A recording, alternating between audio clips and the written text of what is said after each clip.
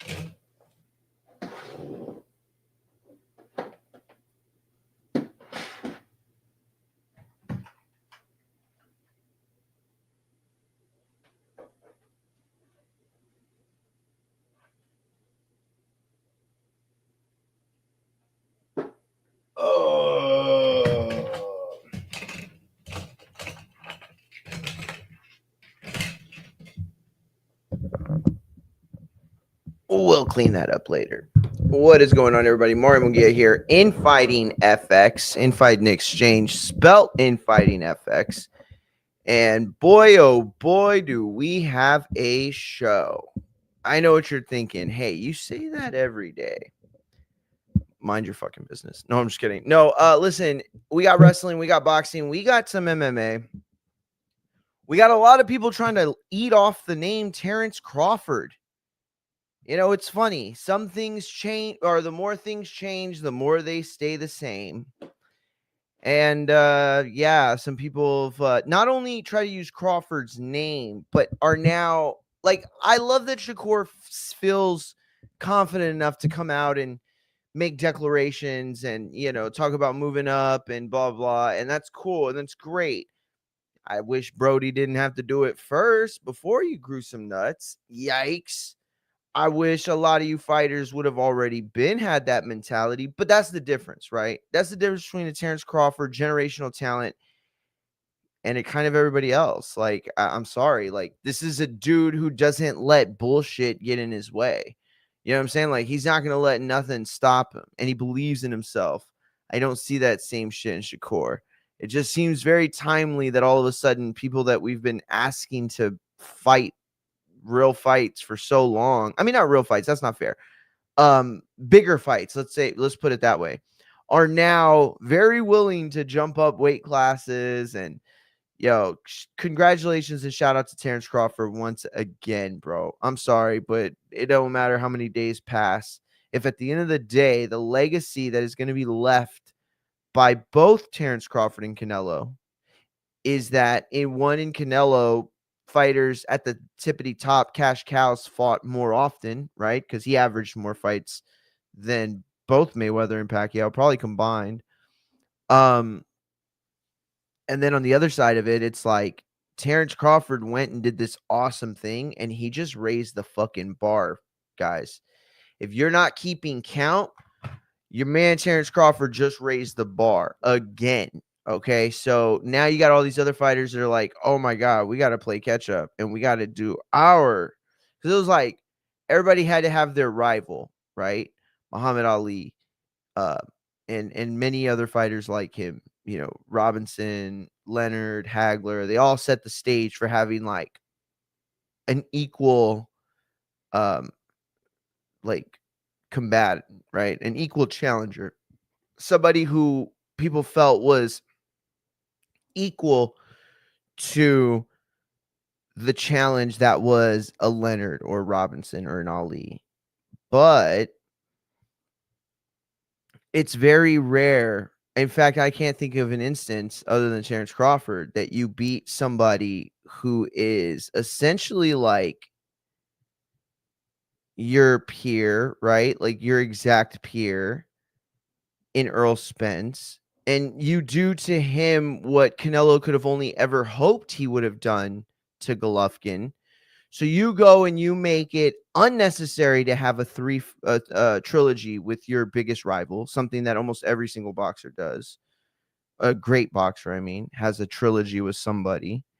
But no, that wasn't good enough for you. You had to shut out cleanly, like literally every opponent you had. And then come back now and raise the bar in that it's not enough for you to do what you want to do. You know what I'm saying? It's not enough. Now you got to go up. And I'm not saying that. I'm saying that that's the pressure that these fighters are going to start feeling now, right? It was easy to be a big pro, big shot boxer in the fucking 2000s when you got Floyd Mayweather working once every 2.5 years. I mean, that guy retired like 3 or 4 times in case you lost count, right? And I'm not even trying to hate. All I'm saying is like, Floyd did not give us the best memories. He did not leave us with the best version of the sport. And while you could suggest that neither Terrence Crawford or Canelo are leaving this sport in a super healthy place, considering where it's headed and considering so many things that we don't know, it's certainly not it's certainly not them that caused it, right? It's the promoters that held these guys back for so long, that wanted to milk the money out of them as much as there's this movie. It's a kid movie, right? It's called Milk Money. And it's a brilliant movie, right?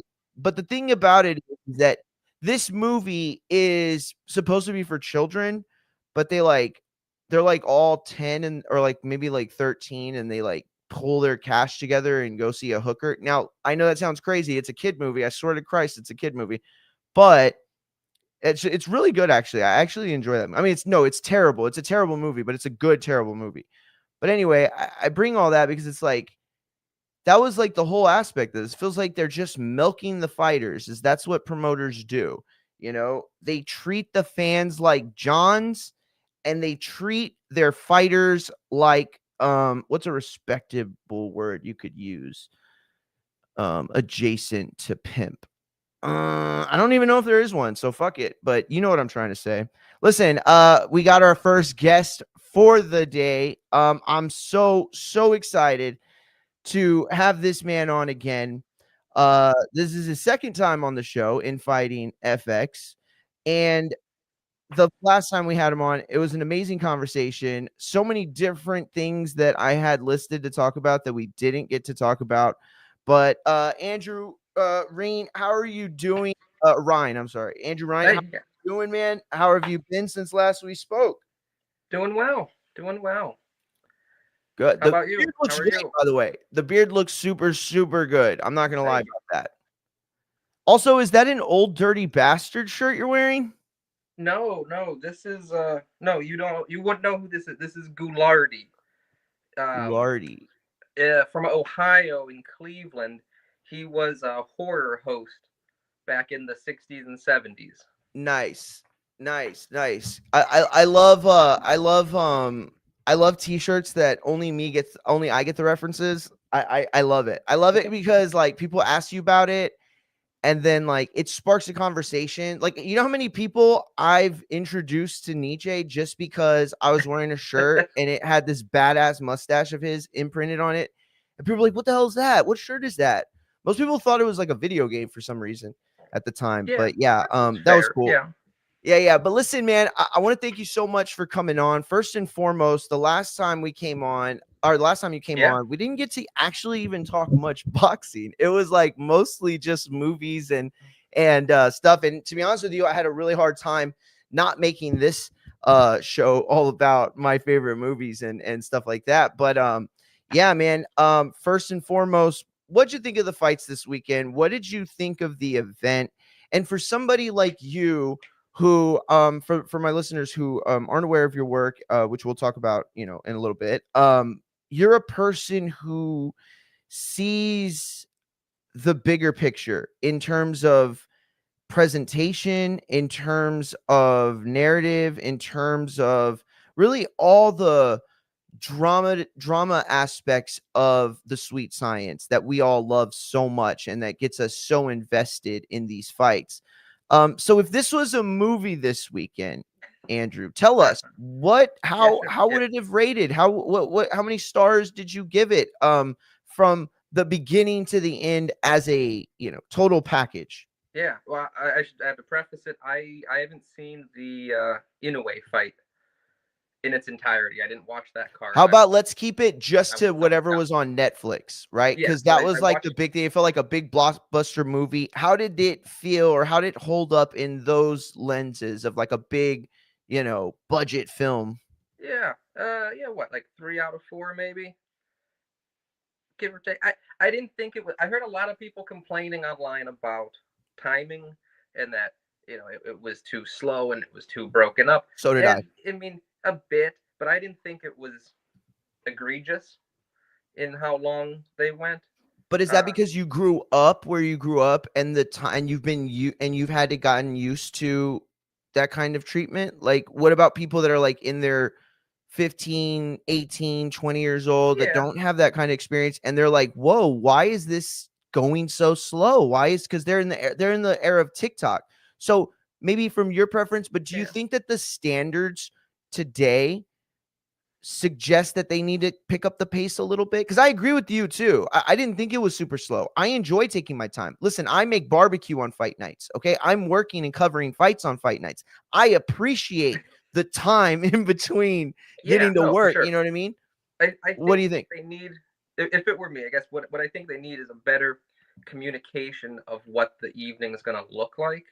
that you can schedule, not like a bathroom break, like here's 5 minutes, but a little bit more of like what's coming and how it is going to space. And I know it's unpredictable, right? If you get a first round KO versus a 12 round full fight, you know, obviously that changes how the flow of the evening goes. But like they Sure. had the musical acts in the middle there or towards Yeah. the end, right? Uh-huh. I thought that was kind of neat, but like I would have liked to have known that was coming. And I Yes, feel like right? I'm I like, didn't see why anything is about it. Tool on my TV in 2025? And I love Tool. Don't get me wrong. Mhm. I mean, I say I love them. I probably have like 4 songs on my phone. But that said, like, I appreciate Tool. I would Right. have liked to know Tool was coming. It was like when we went to go cover Manny Pacquiao and Margarito, right? We heard as journalists that there was a surprise coming and that there was a buzz, and there was a few journalists that were privy to know what it was and couldn't share with the rest of us, and that's okay. But I would have loved to know Nelly was coming out when Hmm. Pacquiao and Margarita, you know what I mean? Like it was a last minute thing, and like we're like, wait, Nelly's coming? Oh man, I would have brought my band-aid for him to sign and everything. But Yeah, there's something to be said for surprises, but in terms of like exactly. timing, Well if said. you're gonna say we're gonna, because I think what could be done better is selling the event as like a party event, and have your friends over. We're gonna do this fight, and then you'll see these two songs, and have a fight, and then we're gonna do this thing, and give them a little bit more of, I don't want to say an itinerary exactly, but like Go ahead and do me a favor, and can you just apply to Turkey's wherever his outlet is that he's just, because yes, please, somebody needs to go tell him that ASAP. That would be the best way to approach this. Let me tell you, I had first of all, shout out again to everybody that tuned in this weekend and watched along for the fight party, fight watch along, whatever you want to call it, companion piece. And that's what people said in my DMs and messaging me, Andrew. They were saying how they felt, like it was a party, like we were having fun together. You know what I mean? And mhm, a couple of these people were supposed to be in Vegas, and they were feeling that FOMO, and they told me like, dude, sure, I was getting so depressed seeing these things online, and so it was fun to be with y'all for a second. Now that's obviously a much smaller scale and, not even close to the sort of monster, you know, act it would take to suffice for that for all fans. But I guess like bigger than that, I'm hearing that Vegas is cooked in terms of the time that they are on, in terms mhm, of, how they present themselves as a city when it comes to events. Like I'll be honest, I don't live there. I've only ever covered one fight there. I've only ever watched 2 fights there as a fan. So I don't have a lot of experience there, but do you get that feeling and that sentiment? Does it feel like Vegas is losing its status as what was once the mecca of everything big in boxing, and this more global expansion? Does it take away from Vegas? Does it add to it? I mean, what do you think? sure, yeah. I mean, you think about, well, it'll look back to like the 1950s, okay, when they first introduced television. And in the 50s, boxing was controlled by like mafia in New York City. Everything Yes. was Madison Square Garden. That was the heart and soul of boxing. That's where it happened. If you wanted championship boxing, it was in New York and it was mafia controlled. Television happened, and suddenly you could put a camera in, a Chicago suburb or in California or, Massachusetts, wherever, and televise it, and you could have brand new fighters on people's televisions, not controlled in New York, not centralized. And that was a big threat to New York, but they eventually were able to work with that. They were able to negotiate it. And I think with the internet, with streaming, it's even more so the case, right? That you don't have to have one central city where all of boxing happens only in Las Vegas, right? Mm. What was the number they said? 41 million. 41 million globally, and then I think it was like 20, like low to mid 20s was US. So and I don't know. Do you know if is that 41 million like televisions on? Because That's then 41 million subscriptions that activated. were So that were it going. does not count if your brother is stationed in Germany and you are going to UCLA and both of you share the same Netflix. Like it doesn't count. Even Sure. if there's different Oh, IP, gotcha. for the country, it doesn't Sure. count. So And yeah, then it was more than 41 million. That's the thing people got to understand, right? Netflix is available for everyone. And so for people that are saying, oh, well, this women's fight outdid this Canelo Crawford. Look at that. How embarrassing. First of all, go fuck yourself. Okay. That was a huge women's fight. That was one of the biggest women's fights ever. We should be celebrating that fact and not trying to tear down another fight because of that. That sounds so stupid and petty to me, but whatever. That fight was people like at the gym watching it, right? On their own. Nobody was getting together and having fight. I was having fight parties for it, but most fans weren't, right? This one was a party, like you said. So that 41 million could easily be 100 million people, right? It could be 6 per subscription. 5-10 people in their house. Exactly. Thank you for thinking the way you do. And that's why I was wondering, like 41 million, it's still a lot of people, right? Compared to what was the stadium, 60,000, 80,000? Something like that. Which is huge. That's, an incredible number. It is. It really is. But compared to 41 million, it's pretty small, right? And so that's where I think, from a production side, are you producing a live event for 80,000 people in a stadium? Or are you producing a streamed event for 40 million people globally? And that's 2 different productions. And I think that's where boxing hasn't really effectively made that jump from I'm just filming what's happening in the stadium to we're producing a product specifically for our streaming viewers. Yes. I agree. I think the packaging has to be different in this era, right? You used to be able to create an event for the live audience and then attempt to capture it on camera, right? Right. That's how the NFL worked, MLB, boxing, anything on sports, anything live. That was the goal. Today, that can't be the goal. Today, if you don't have graphics, right, a huge Roman Reigns 3D, animatron thing or whatever, like people are like, oh, so what? If you don't have the most expensive fireworks show, then did China really even hold an Olympics? I mean, if they didn't have a special fireworks show, then I don't think they did. So it's like the situation where it's like you have to keep topping yourself, right? Yeah. And it doesn't have to be that way. I was talking yesterday about how when you give continuity to a broadcast, right? When you, as a boxing fan, as a baseball fan, as a wrestling fan, it doesn't matter. When you can show up on the channel that you watched last week, last month, last year, last decade, and feel as though the presentation can take you back into that place, at least subconsciously, in a nostalgic sort of way, right? And by the way, that's the nostalgia part of your brain is what's connected to the wallet part of your brain, in case anybody doesn't realize that. And so you have this thing where it's like you have to cater to the expectations of today. Unfortunately, graphics have gotten better, AI has gotten better, everything has gotten better. I mean, you can make a movie on your phone with the quality that we would have expected in the 70s on a sci-fi movie, or 80s in a sci-fi movie, or maybe even better. Who knows? It just doesn't feel like it's moving fast enough. I want to talk about one or other aspect of Canelo Crawford, but before we move on to that aspect of it, what does it mean? What did that win for Crawford mean? You're a person who knows history really well of this sport, and specifically, I think you have a really keen nose for the spectacular. And I don't mean that in terms of like in terms of importance, in terms of what is something that is done and you recognize that's not a feat that can be done by most people, if anyone else who's ever lived on this planet. So what did the Crawford win mean? What did you see? And what do you expect his, I mean, I know this is a stupid question. I know it's a terrible question, but what do you expect his legacy to be in 100 years when you're dead? What do you know? But what do you expect it to be though, really? Yeah, I mean, it's a huge win for him, sure, right? He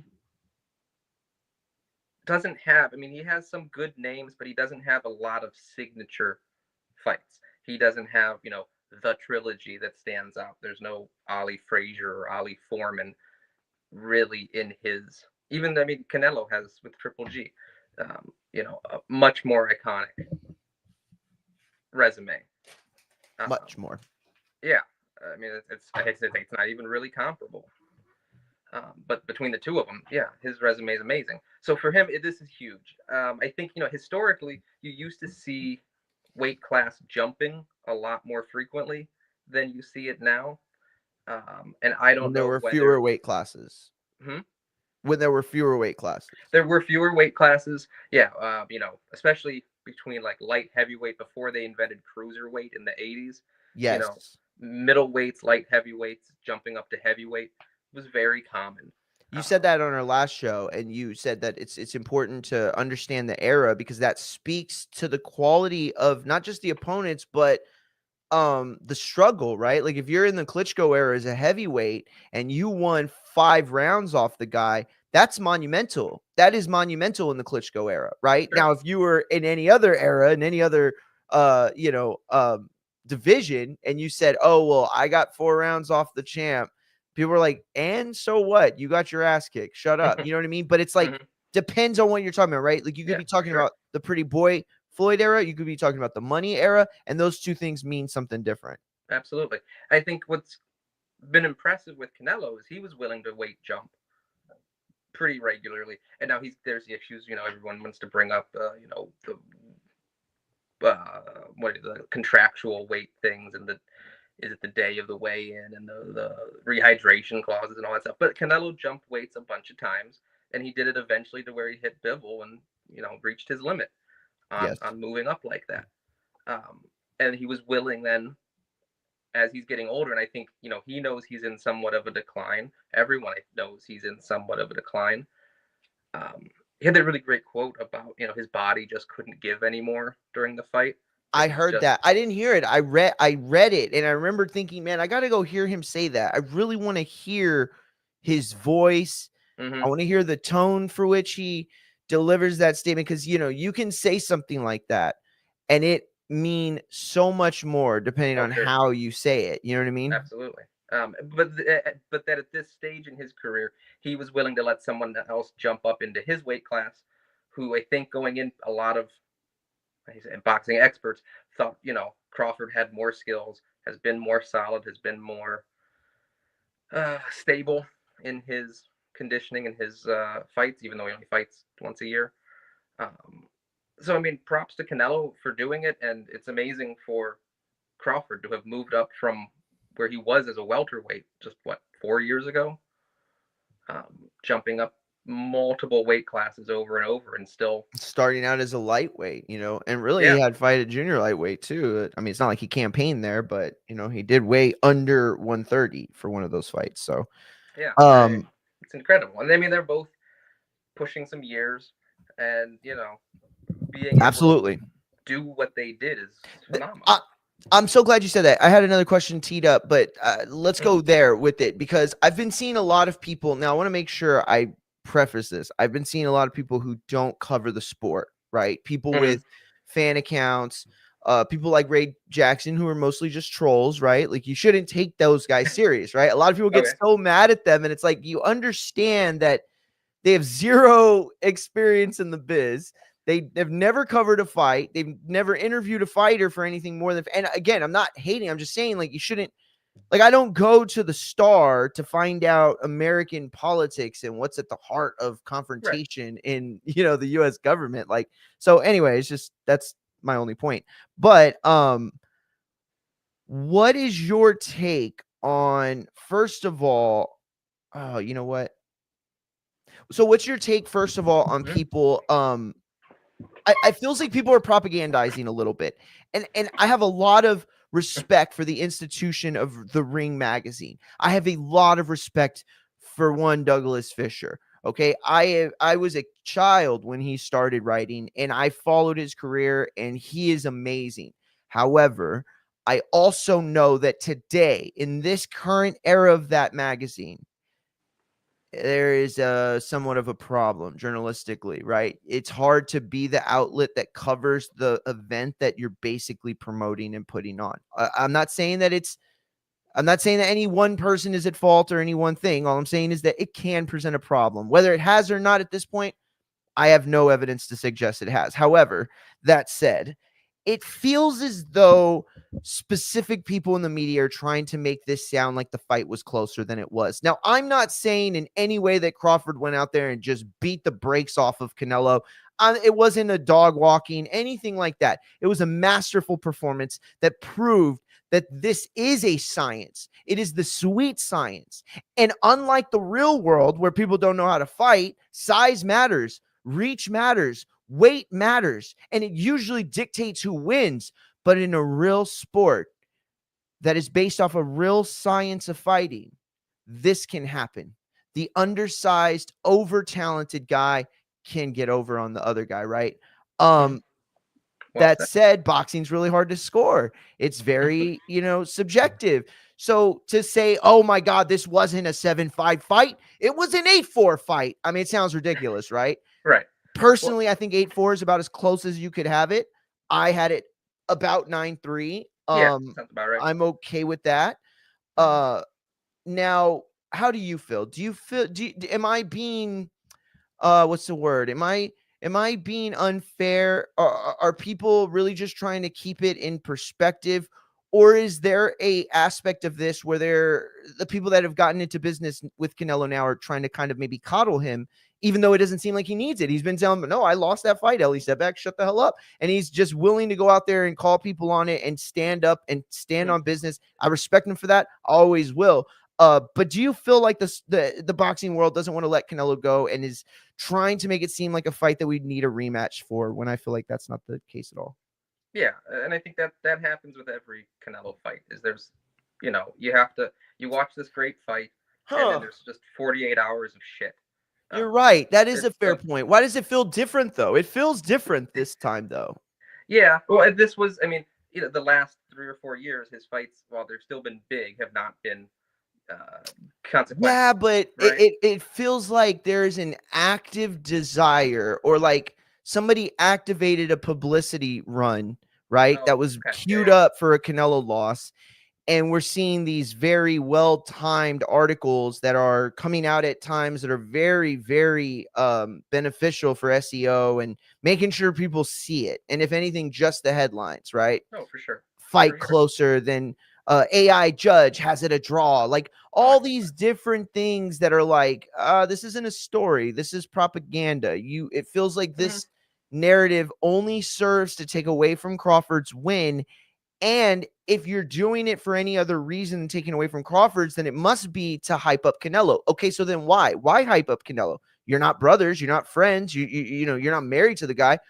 Well, is it because you're getting money from his fights and you have 2 more fights left with him, and you have already stated publicly that you want him to retire, under your banner like he's fucking Tom Brady or something? Like, I just don't think that it sounds cool. It doesn't sound on the up and up. I don't know. What do you think? Am I being too hard?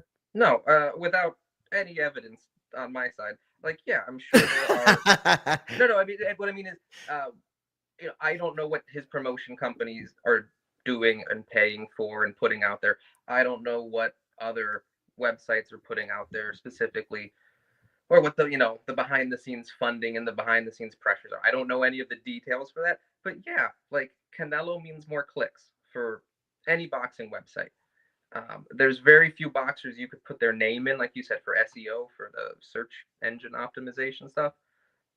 There's very few boxers whose name is going to get you clicks the way his does, right? So whether it is, the conspiratorial, his promotion company is putting out this splurge of articles, or it's just independent sites putting them out because they know they can get the clicks, this is the opportunistic, feeding frenzy that his name comes up and everybody latches on because there's something to be gained for latching on. I'm gonna say this, and there's probably we've had quite a few people jump on, like on Twitch. Oh shit, I forgot to go live on IG. And so now that we're here, I want to reintroduce my guest, Andrew Ryan, who's a brilliant writer, somebody who I have the utmost respect for his intellectual contributions to the sport over the years. And I'll say this, look, I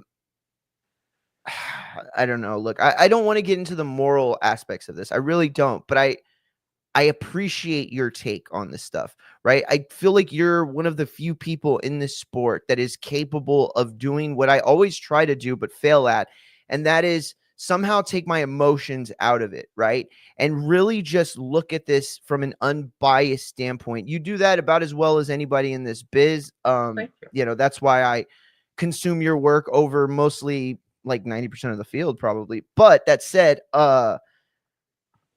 I have a problem, man. I have a real problem with this, and it feels like I also have a problem with the fact that I have a problem with this. It's like this is a man. This is a man who is a father. He is a husband. Okay, he has first of all been so talented. He's been able to not take as much damage. So now what we're trying to do is we're trying to convince him and trick him and stroke his ego enough so that he pushes against a boundary that maybe in his head saying, yo, your body's not doing it. You said that earlier, and that was a great point. Woodsy yesterday said that he saw that look on his face when he took that shot, when he couldn't roll it, right? We've seen Canelo like 80 to 90% of his career roll that shot. And if it lands even a bit, it's a grazing thing off the side, and it becomes another clip for ESPN to show. And it adds to the lore of his amazing prowess offensively and defensively. But that didn't happen on Saturday night. What happened was Crawford caught him, and Canelo was caught off guard, not just by the punch, but by his body unable to respond in the manner for which he is used to. So with all that, and you have this brand that needs their Roman Reigns, their Tom Brady, right? Their face of the sport. Isn't it dangerous? Isn't it It's wildly immoral. Immoral? Thank you. That's the word I was looking for. Horrendous things. It's like opportunistic is like the nice. Yes, opportunistic. That's the word I was trying to use. Right? Thank you. It's leeches. It's leeches. Yes, and it feels so people. gross. It's like, let this dude go into the sunset. This is a guy from a place in Mexico where I have family, and let me tell you, if this guy was not a boxer, you would never have you wouldn't even know his name right now. You would not know his name. His hands would look like fucking potatoes from the hard manual labor that is caused to callous over. I'm telling y'all right now, this guy the other options he has weren't doctor, they weren't lawyer. And I'm not saying he's not smart enough for that. I'm saying the opportunities for that are slim to none where he's from. So like, he got to do it, man. He got to do it. He got to make this life for him that 0.0001% of the people where he's from get to accomplish. And it's like, instead of just letting him ride off to the sunset in this amazing career, you're like trying to bring him back and keep him around. What, to fight Jake? Who? Because it's not going to be Dave. We know it's not going to be David Benavidez. There's really no reason for it to be either David at this point. No. So who? Right. Logan Paul? Like, what's going on here at this point? If the guy turned this down to fight Crawford, but then we ride off into the sunset with a bunch of exhibition fights on Misfits, it would be so disgusting, dude. I don't even want to talk about it. I feel like I'm going to say something fucked up and become persona non grata everywhere. He could be the one to, demolish Jake Paul. I think that would be at least moderately entertaining. Oh, that would be, you know what? Oh, so his last gift to us, the fans, is ending the Jake Paul science experiment. Love it. Okay, that's redeemable. I like that. And I like Jake Paul for a lot of weird reasons. I don't actually like Logan, so but yeah, for both of them, right? If Jake Paul wants to stop, like, what's his final fight gonna be? That'd be amazing, and let Canelo, knock you out. Like, it's not a bad way to end a boxing career, Do you see a potential Verge Canelo fight as a realistic possibility, given the fact that Canelo's clearly okay with fighting below the weight, and Verge needs that name, and he looks softer now more than ever? You also throw in the fact that the only thing that would have raised that 41 million globally to like 60, 70, maybe 80 is if De La Hoya was the front man on that promotion. Not because he's the greatest promoter ever, but because he's the only one that actually had tension with Canelo, right? And even though it'd be self-serving and he'd look like a complete dick doing it, the clips that would have appeared on TikTok and IG Reels and YouTube would have pushed that narrative so much further than Dana White messing up a bunch of Spanish surnames. That said, though, I want to get to this. Yeah. Look, we've been talking about Sean Zattel all weekend. Yeah. Full disclosure, Sean Zattel and I worked with Sean Zattel on my first staff. We were sort of very early, like we were the combat sports version of Woodward and Bernstein. If Woodward couldn't read so much and Bernstein had zero experience before. But no, he would go to the fights. He would do the videography stuff, which he's so good at. And I would write it up. And Ness would publish it. Shout out to Joe Abib. He would edit it. And, we had quite the system for a couple years. And it worked really well. And we moved up the rankings, and it was cool, right? To see what he did this weekend, I just had so much pride in my heart, just knowing that I started out with that guy and we're from the same roots, and this is the era, dude. This is the era where they were like, oh, Mario, you're not a real journalist, dude. You didn't go to journalism school. Meanwhile, I did go, get my English or try to get my English degree. And, grammatically speaking, structurally speaking, I'm sound. But no, I'm not a journalist. I didn't go to journalism school, for 4 years to learn you shouldn't, copy other people's work. That said, that sounded terrible. I should have said it that way. That said, though, it feels like it's missing more and more. What we saw from Sean Zattel, it feels like ages since we've seen anything as disruptive, as honest as that, specifically with Dana White in the same room. Now, this is a guy who was once the beacon of, let's not say truth, let's say news, words. And today he's very careful. Dana White says, yes, Dana White. You once couldn't get him to shut up, right? He'd give you an interview and he'd tell you the stupidest things in the world, like women have no place in the UFC. And then he'd have to eat his words when, a woman made him so much money he didn't know what to do with it. So you saw what happened, right? For those that didn't, Sean Zattel took the opportunity during Canelo-Crawford fight week to ask a question that Dana White did not appreciate nor answer, and still hasn't, by the way. Andrew, what do you feel about today's media and combat sports? And I'm talking about the full spectrum of it, right? We're talking about what happened with Sean Zattel. We're talking about where TKO and Dana White stand right now with this Ali Act, the fact that Nick Khan, the proprietor of TKO, as well as I forget the owner's name, the French guy. These people have been very clear how they feel about the Ali Act and what they think of it. And to them, it's the enemy. It's stopping them from doing whatever they want to do. And they're not even clear on that. Give me your thoughts on all this. Yeah. I know it's a lot. I should have prefaced it better, but no, that was perfect. I get emotional. Yeah, no, what Zattel did was great. He asked a well thought out, well spoken, and intelligent question. It wasn't like it was very good, and no shade on him. It wasn't like some amazing, incredible, shower. It was something. Yeah. He asked a great question, but it's amazing because of how shitty 99% of the journalism is. That one very, very good, and not to diminish it, very good, solid question suddenly stands out from. Makes you look like fucking pound for pound Roy Jones in the 90s. Yeah. Yes, you're absolutely right. It absolutely did that. I mean, I'm seeing guys who I grew up idolizing, people that I wanted to write like and be like as a combat journalist, right? Saying I'm a Zattel guy now. I'm a Sean Zattel fan now. And that's great. I've always been a Sean Zattel fan. I urge everybody to be a Sean Zattel fan. That said, though, you're right. It was like this moment where we hoisted it all up, put him on our shoulders like he's Rudy fucking exiting Notre Dame. Yeah. And ultimately it was like, a 5-yard gain type of play. I mean, well timed. Yeah. But it wasn't this huge play. Very great point. Very good point. And yeah, I mean, in an ideal world, that question wouldn't have stood out from journalism, right? Because I need people to understand what he's saying right there. What he just said is that the reason it wouldn't stand out is because more people would be tapped in to at least a version of what Sean Zattel exists in the media. Great point. Go on. I'm sorry. No, that's well said. It shouldn't have been this Rudy moment because there should be other people. In an ideal world, Dana White dodged that question. He didn't just dodge it, right? He called him an asshole for it. Yeah, he said he was like a clout chaser and he was chasing his The- 15 seconds of fame. Like such lame tactics. The next journalist should have responded to that and followed up on what Zettel asked, or at least followed up on how dismissive and rude Dana White was. But I don't know what the next question actually was.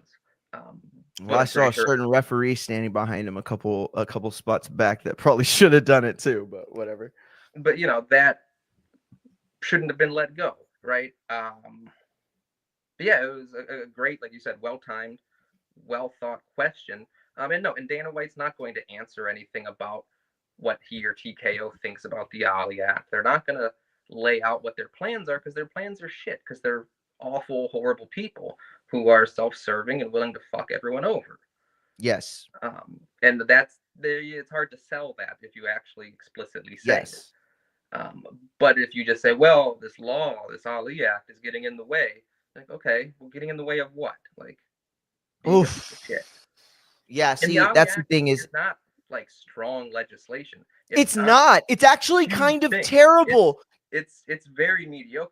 Remember in the 2000s with Andre Ward and they tried to get it changed or tightened up to be stronger legislation and they failed? Mm-hmm. Yes, it's not even strong legislation. So it's like, wait, what are y'all trying to do? It is. But this is standing in your way? Yeah, it's a tissue thin piece of legislation that should get changed and should be strengthened. Or if it had to go in a different direction, it could go in a different direction that protects the fighters, right? That's not the way that TKO is looking to go. I suspect. I fully agree. That they don't have the interest of the fighters, of their physical health, of their financial health, of their career health at heart. Specifically in a longevity sort of way. Mm-hmm. Yeah, it'll help them for the next 6 months while they push them, and then, down the crapper they go. Like I heard, damn it, who was it? It was Emily. Shout out Emily, the publicist of David Benavidez. I saw her on Twitter the other day, and she had put, I don't remember what boxer. It's a famous Mexican boxer, featherweight. It wasn't Morales and it wasn't Barrera. I can't remember who it was, but they recently got their, I mean, it's kind of like a retirement fund, kind of like for California. California has this fund for ex-fighters, right? And this is not just boxers. These are combat sports. Like most fighters that are from California that have fought professionally have zero knowledge of this and have not collected what they should and are owed and deserve. But if you fight a certain number of rounds, I think it is, you qualify for this. Okay. I don't want to use the wrong word, but the government essentially puts aside this kind of, like a city fund sort of thing, right? And that's so dope. That's so cool. But it shouldn't even be them. I mean, it should be them, but the people leading this should be the promoters, right? Like the people leading this should be the people that are claiming that they want to better the sport. Wait, do you want to better the sport for fighters and fans, or do you want to better the sport for those willing or those that with the means to take advantage of it financially, right? Because that's what it feels like to me. Like, I'm not saying that Dana is inherently evil, not at all. Okay, this game, you listen, and that's fine, and that's fine. There's a debate to be had. That's fine. The reason why I say what I say is because they're all guilty of that. Show me a promoter in boxing, MMA, wrestling that has any sort of fucking moral compass, honestly, right? Because I'll go down the line and we'll talk about the practices and principles over the last 40, 50 years that promoters, managers, and lawyers, listen to me. If I were to tell everybody what I know about James Kirkland's career, it would be a fucking tragedy. People would be heartbroken, not boxing fans, everybody would be heartbroken. And so at the end of the day, I just use his name because he's from Texas and he's one of the people that I know better than most. But there are many, many stories out there that nobody knows about that accurately portray just how ugly the system is. Again, that's what I'm saying. It's not that I'm saying, I don't think Dana's evil or whatever. I'm saying he's not responsible for the systematic approach that is utilized by promoters, and not just in boxing. Not just in sports, in all entertainment, right? Kanye West is a disgusting human being, but mostly because he started out in this place where it was like, we do need more protection for the entertainer, for the artist, for the sport athlete, whatever. And then he quickly took a super gross and uneducated, dipshit route. But but what makes it so sad, like if he didn't have a good point originally, Mhm. then who gives a shit what he says? He's just a dumbass. Like he's an artist. We shouldn't care what he says anyway. That said, he had the chance to use his platform and superstardom to actually make ground on a point and actually have people understand that it's not a race, it's not a religion, it's not a sex, it's not an orientation. It is the system that is designed in a way that if you are in one spot, you are able to take advantage of the artists or athletes in another. Do you believe that Dana White is in boxing, that that Dana White is in boxing, not TKO, but Dana White specifically is in boxing by 2027, 2030? Is he out by the end of the decade? Or do you think that there are some legs to this? Oh, that I have no idea. I'll be honest. I would imagine he stays in it as long as it is paying him well and it's stroking his ego. Now, if that is 6 months or that's 6 years, I have no idea.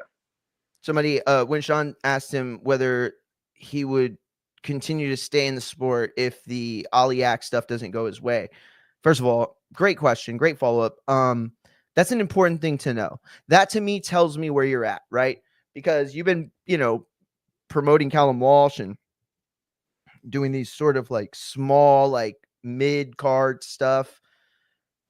If you don't have the heart for this, you ain't gonna win. You ain't gonna win. It's just too much bullshit you have to deal with. That it's very easy to lose focus of what the prize is. See, I think it was easier for him in UFC because he basically was the Wozniak and Steve Jobs, with the Fertitta brothers. They were embarking on this brand new sport, right? That, I mean, yes, there's a version of MMA that exists throughout the histories and the annals of, Olympics and stuff, but that didn't exist a marketing thing like that. There was no franchise, there was no league like the MMA, and it evolved so quickly because it started out as this thing where it's like karate versus boxing, what wins? Sumo wrestler versus jiu-jitsu guy, like who wins? And it's evolved into this thing where it is its own practice now, right? There was no such thing as mixed martial arts. Mixed martial arts was a combination of other arts and other art forms. Today, the mixed martial arts is a art form of its own. I don't know if it's super helpful in any other aspect other than MMA, but you could say the same thing about boxing. Sure. I do want to move on. How much more time you got with me? A few minutes. Okay. Then no rush.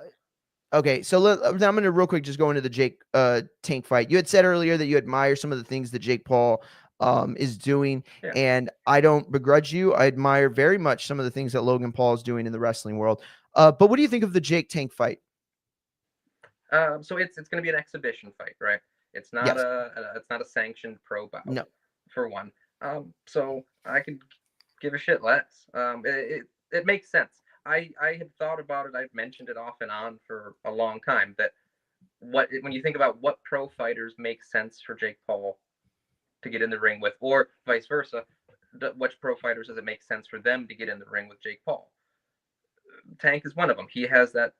I've never really understood the whole like aura around Tank, that he has this kind of crossover popularity outside of boxing. I've just never found like him that interesting. He's good in the ring. He could be very good. He hasn't have a lot of fights to show how good he can be. I suspect he's better maybe than we've seen, but we never see it. But then past that, I don't really understand like the attraction people have. But he has this huge attraction outside of boxing, right? And so does Jake Paul. So it makes sense to line them up. Is it exciting to me? Not particularly. But does it make sense from like it's going to get a lot of views and a lot of streaming and a lot of attention outside of like the boxing purist world? Oh yeah, for sure.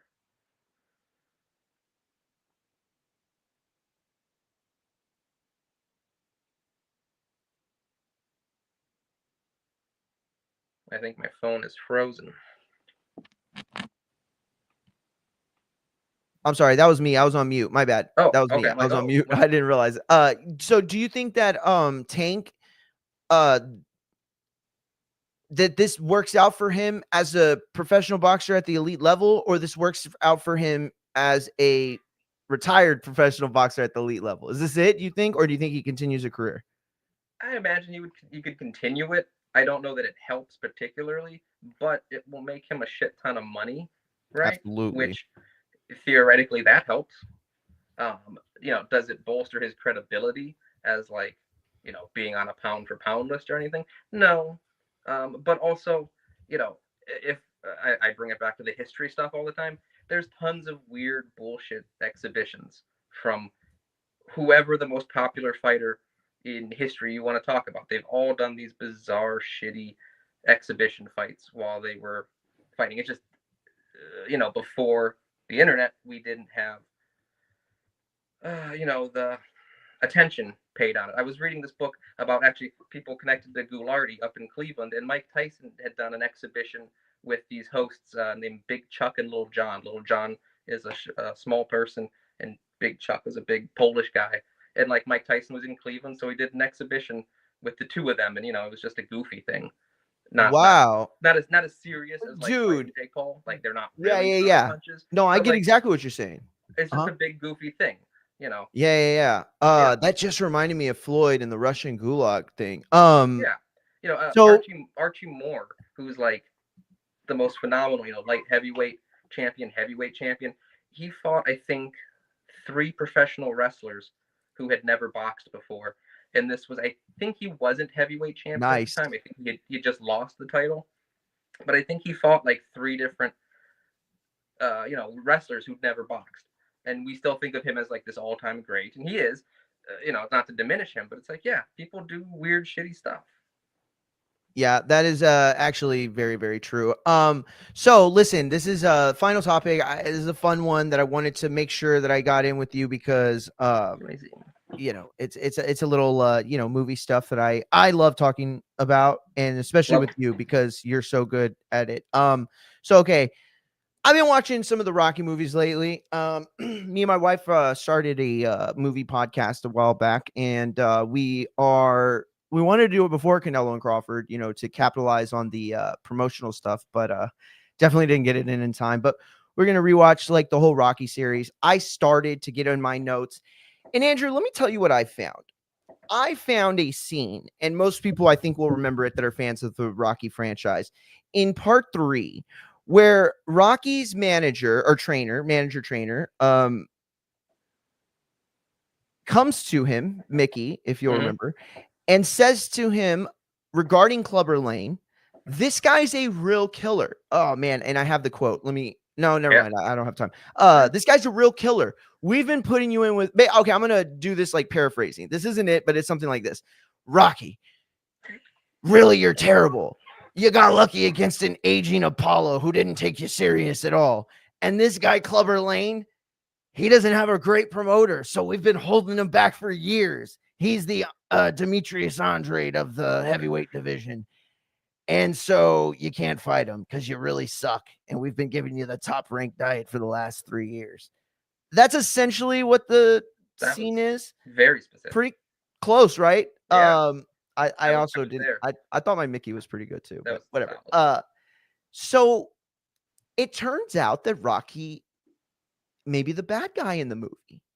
Is it not the bad guy in real life who continues to A-side the fans to death, who continues to milk promotions with, fighters that aren't of the level to call themselves or to compete for the most prestigious title in the world?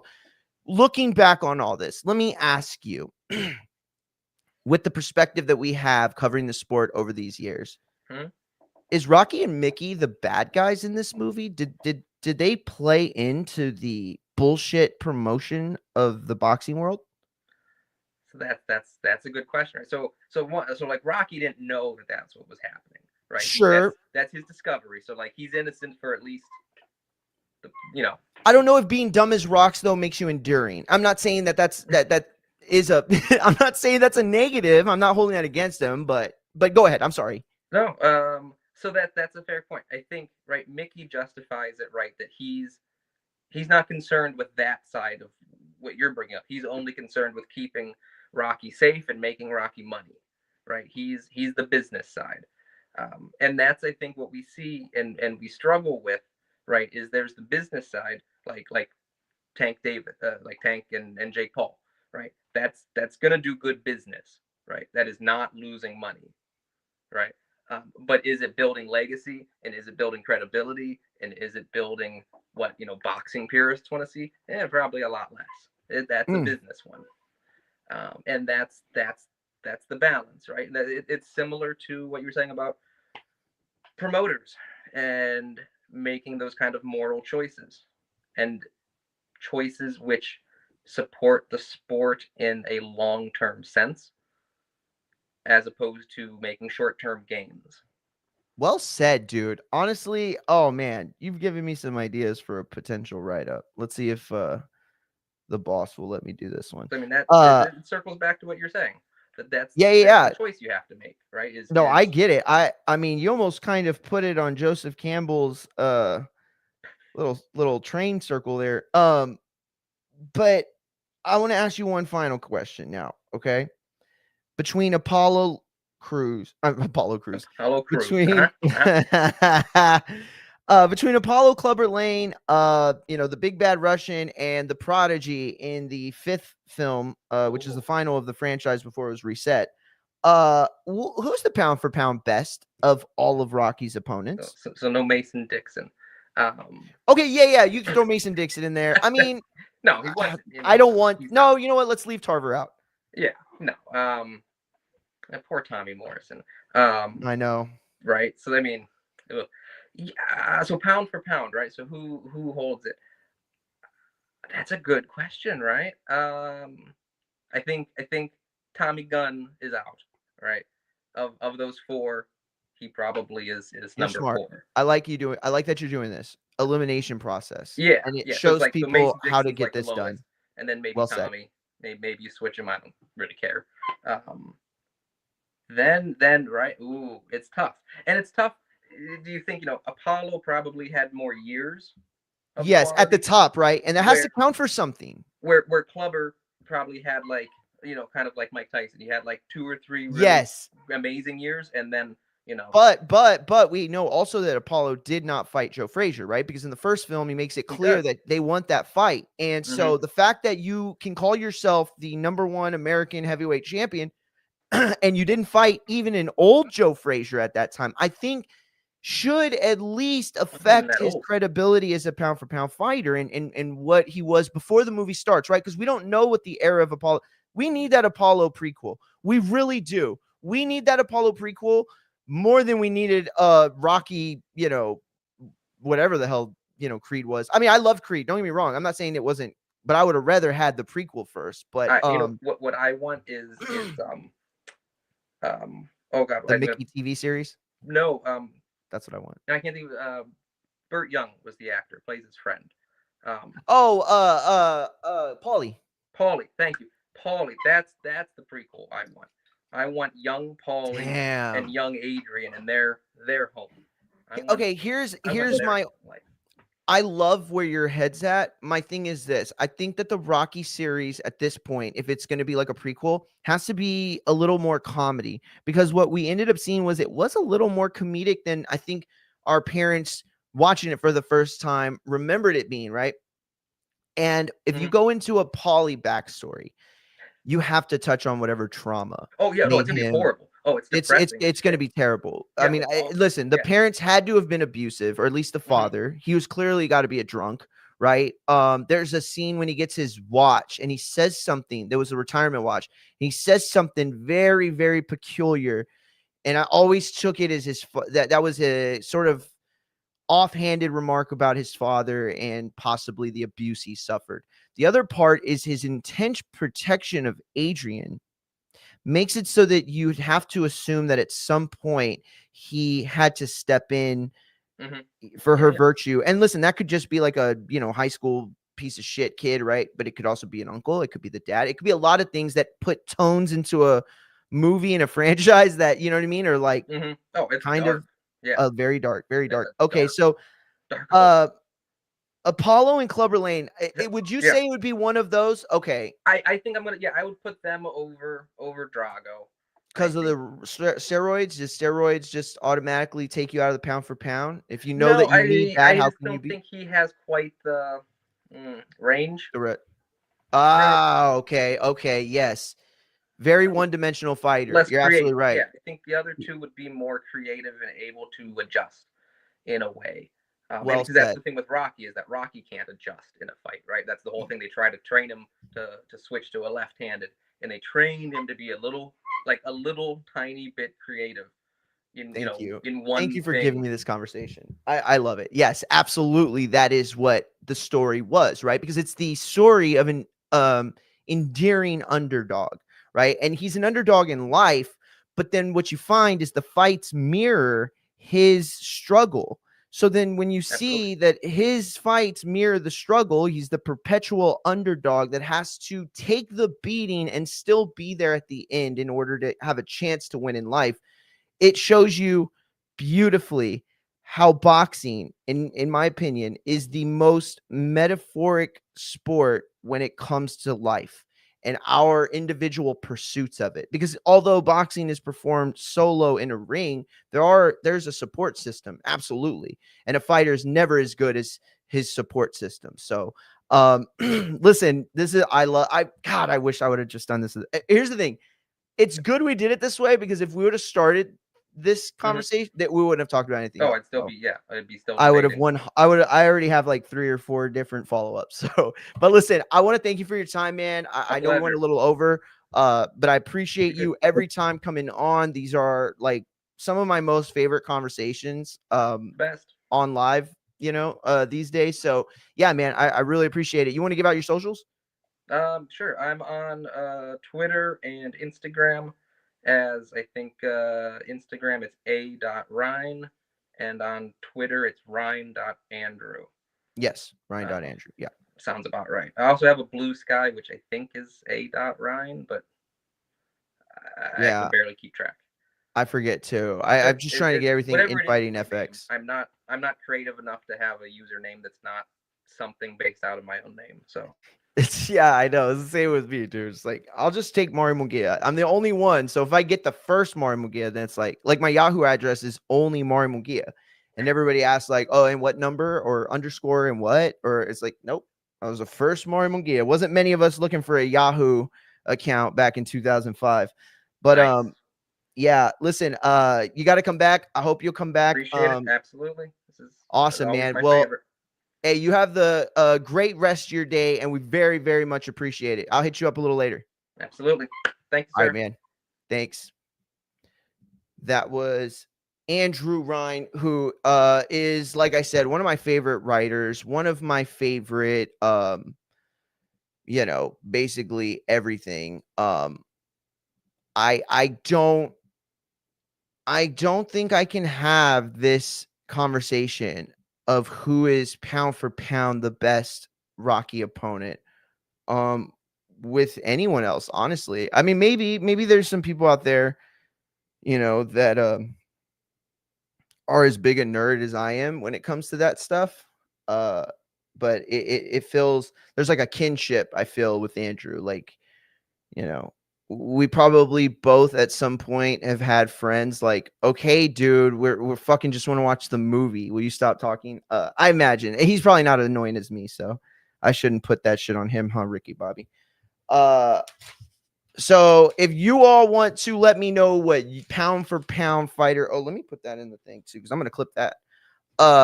Who you think the pound for pound best Rocky opponent was between, we'll throw Mason Dixon in there too. Mason Dixon, Tommy Gunn, Apollo, Clubber Lang, and the Russian. So, of those 5, who is the pound for pound list? Now, for my money, real quick, right? I'm just going to give y'all my list. First of all, I had AI do the thing you're looking at in the back. I put, give me a list or make me a thumbnail of past Rocky opponents. And I am guessing what they did was give me a bunch of pictures of Clubber Lang, Apollo, and a bunch of older versions of them combined. So it's like you have the Clubber, you have the Apollo, and then you have about 7 different alternative universes where Clubber's mom and or dad had sex with Apollo's mom and or dad and created these guys. And it's really, really dangerous if you think about it. AI is suggesting that the only real pound for pound best is a combination of Clubber and what's his name? Apollo. Because Andrew was right. Do not mistake what he said. He's saying that Apollo represents that flashy, technically sound, superior athleticism fighter, right? And Clubber Lang represents more of that Mike Tyson, like, let's get it done. It's impressive, but is it fundamentally sound? Can he beat any style like that? Like, and that's kind of what it is. It would have been really awesome to see Clubber Lang and Apollo fight. They made a mistake killing him off, man. They really, really did. But listen, I want to let everybody know. First of all, I appreciate everybody in the chat. I'm gonna go use the bathroom real quick, but no, don't do that. But when I get back, I'm going to put the link in the chat, and we are going to start talking about what happened today with Adrien Broner. Jeez Louise. Did he have some issues? Does he have some issues right now? We're going to talk about that. We're going to look into everything that went down earlier today. Wait, what is this? Oh, that's the, and we're gonna talk about Adrien Broner. He was on the Cameron podcast. If you don't know who Cameron is a rapper from the late 90s to like mid 2000s, a little bit of late 2000s too. He had that one jam with Kanye and what's his name at the very, it's like, oh, bum bum bum bum. Oh, I can hear it in my head, but I can't get it out. Anyway, so Adrien Broner was on the Cameron show today. Wait, was it today or was it yesterday? Because everybody made it sound like I was so late on it. I'm like, oh, did you see Adrien Broner? Dude, he's having problems. And people are like, old news, of course. Like Ness didn't say it like a lame or anything like at all, like everybody else. But he said it too. I was like, hey, did you cover the Adrien Broner Cameron thing? He's like, of course. Like, he wasn't a dick about it, but it was like, it made me feel like, wait a minute, did it happen a long time ago? And I just like never saw it, because I just saw it. And it is very, very sad. I'm going to be honest about that. It is, well, it's just sad. That's all it really is. Okay, so here it is. I am going to play. Okay, so I'm going to give you the background, and then I'm going to play it, and then I'm going to piss, and then I'm going to come back, and I'm going to tell you what I think about it. Let's go ahead and remove the lineage of Clubber Lang and Apollo's universe altering children. Okay, so this is the footage. Now, Adrien Broner, if you can see him there, was he was online. I'm sorry, he was on air live with Cameron as his guest. And he started hitting on the two women who were on the show. These are co-hosts that Cameron has. Now, these two women have boyfriends or significant others who are actually in the studio. So after Cameron tells Adrien Broner several times to basically chill out, stop flirting with the girls. Broner continues, and Cameron has enough and essentially is like, you know what, dude, let's just stop. Let's stop this. Now, immediately, Cameron, he says a statement like, I don't want any problems with you, but I'm gonna pay, but I respect you and I respect your time, so I'm gonna pay you for your time. Now, if you didn't know that, like, Cameron and Mace and Matan and who else? Chad Ochocinco and what's his name? The old basketball player. My bad. If you didn't know those people, right? They are oftentimes they pay for their podcasts. I mean, for their interviews, right? Um, a lot of them do, right? Like if you're a huge, guy like Joe Rogan who provides you with a huge platform, you don't need to pay for shit, right? Yeah, shout out to appreciate you, man. I'll talk about that later. I got you. Hey, shout out to Pero too. You're the champ. Who else is in there? Oh, Delacerna champ. Is that Adrien? Is that Adrien Delacerna? Delacerna 81. Let me know if are you somebody that has listened to the show in the past, like way back, or do I not know you and I think I do? So anyway, Cameron pays AB and boots him from the show. The look of the entire thing is like AB basically got out of bed and was like, "Oh my god, Cameron's going to pay me to be on the show? Okay, now I got to act super crazy." And then he went on to give a clip because he was getting paid already, and Cameron recognized, okay, this isn't the Adrien Broner capable of walking the edge, right? He is going to at some point cross it. And when he does, it's going to come off disrespectful towards me. And then we're going to have a problem. And then it's going to be a situation where I have to either stand on business, quote unquote, in front of my viewers and all that, or do I be the bigger man in the situation? I'll be honest. I think Cameron did the right fucking move, bruh. The right move is to get this dude who looks disheveled, who looks like he is on some sort of depressant, whether it be alcohol or fucking opioids or whatever. But he just does not look like his faculties are all there. I'm going to play it. Let me know if y'all can hear it, though, because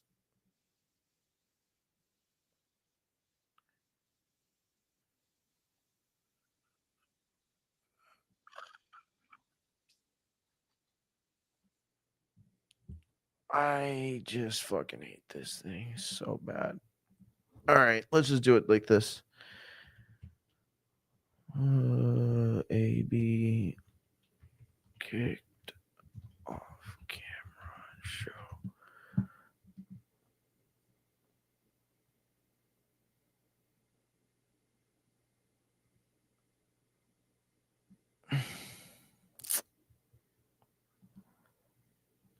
Why is it all Instagram shit, bro? This is all ridiculous. Here we go.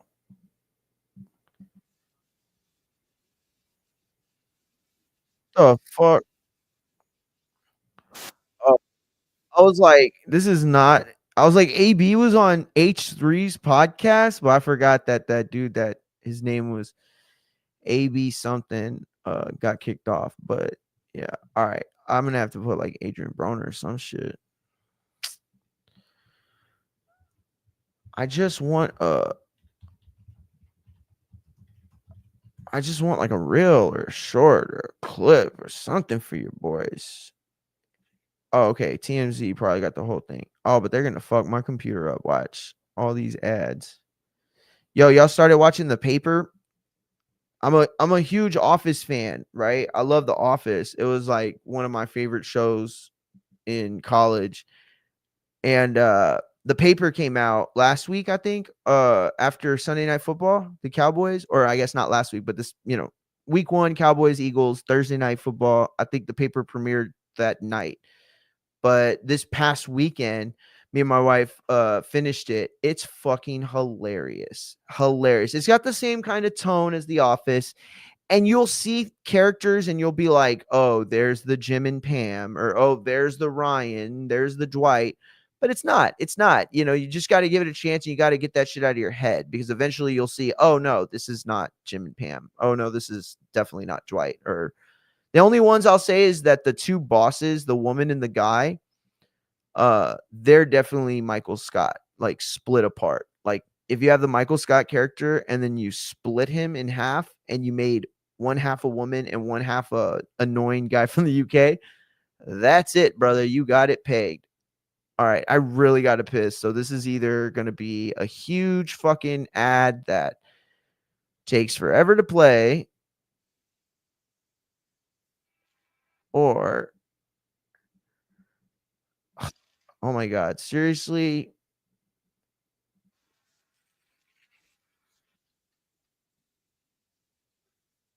You know what? I'm never using AAA now because of this commercial. I don't care if there's a fire. Oh my God, will you fucking hurry up? All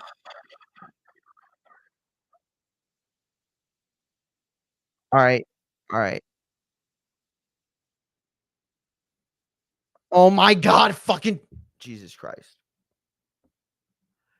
How are you gonna snow me with an Adrien Broner piece that starts playing a Charlie Kirk video? Like, that's ridiculous, bro. Ridiculous. The people trying to eat off of that man's name on the right. Disgusting, dude. Like, for real, for real. Disgusting.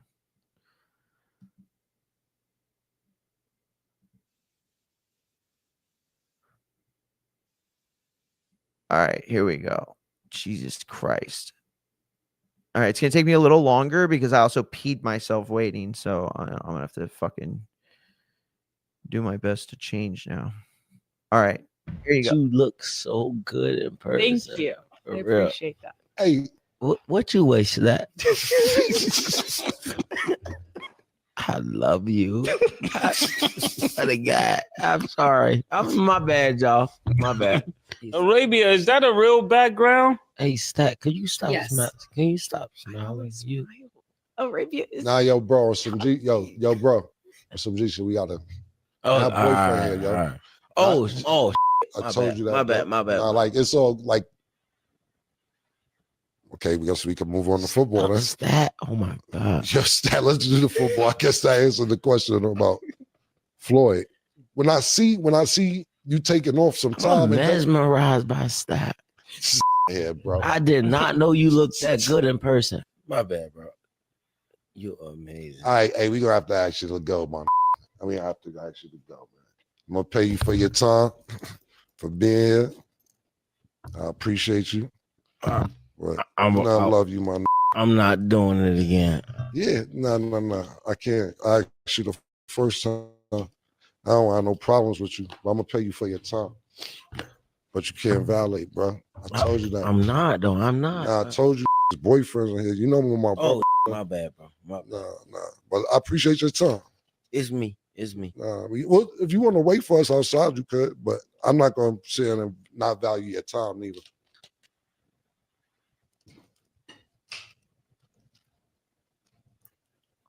You want to wait for me? You could, but I appreciate it, bro. You gotta step out. That's it, man. Yeah, no problem.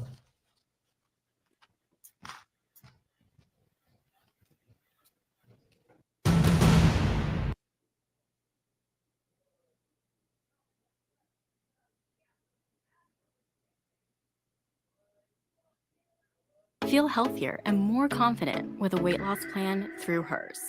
My main goal was to feel better in my own skin. I just wanted to regain my confidence. With hers, I have it back. I'm saying yes to things I might have skipped before, like going on walks or meeting friends. My experience with hers has been empowering. I feel more in control. I love their easy-to-use platform and convenient app. If you're hesitating, consider giving yourself the gift of a chance. Lose weight and gain confidence through hers. Start today at forhers.com.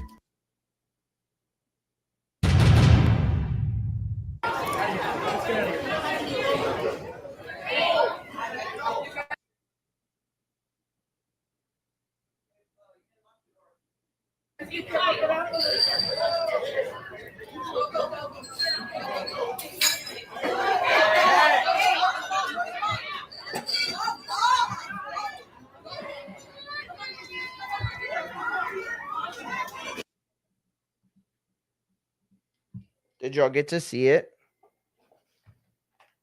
Okay, I'm going to real quick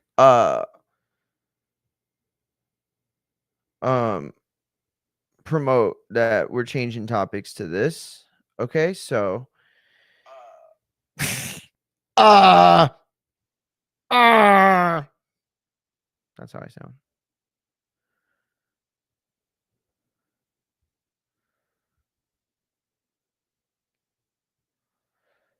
Live now. Tap in. So stupid.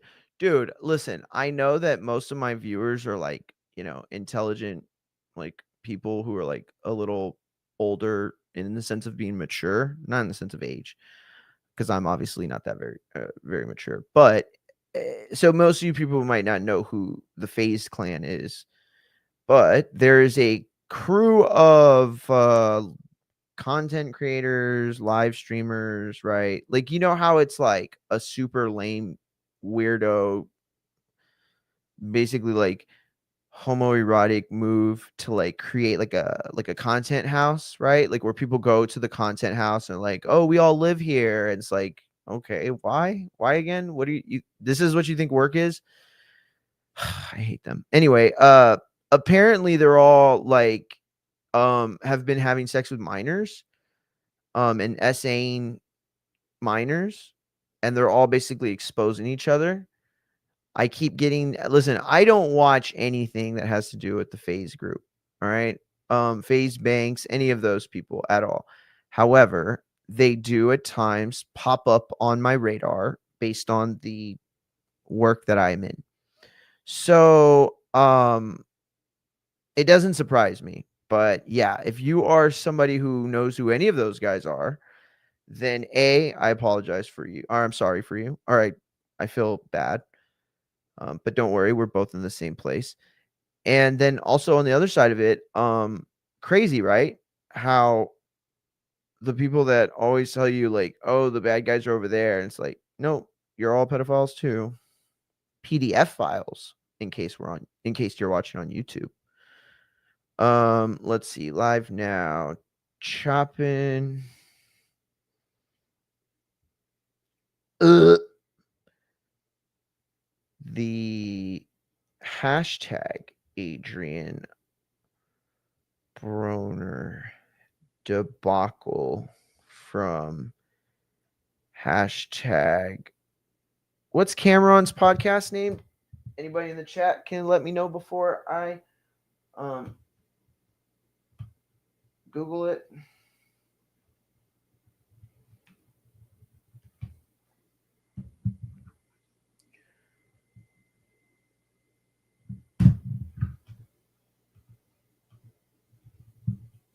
Did I really have to say specifically what Cameron I was talking about? That's crazy.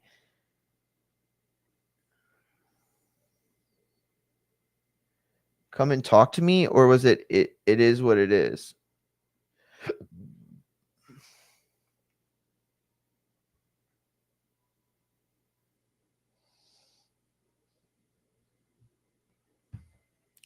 Let's see. Where's the article?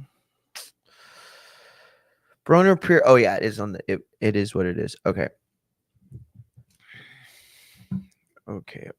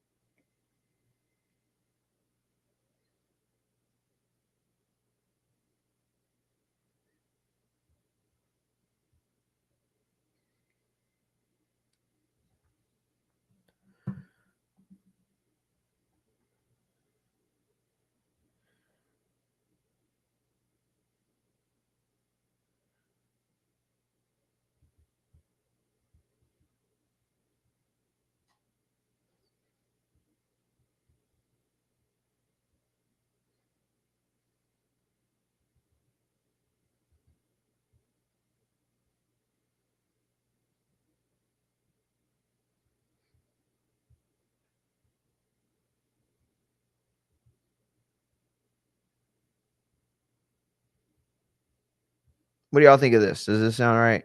Like people will come through or like tap in and click the link like to call into the show? Alert, live now. Chopping up the Adrien Broner debacle from Cameron Show. Hashtag it is what it is.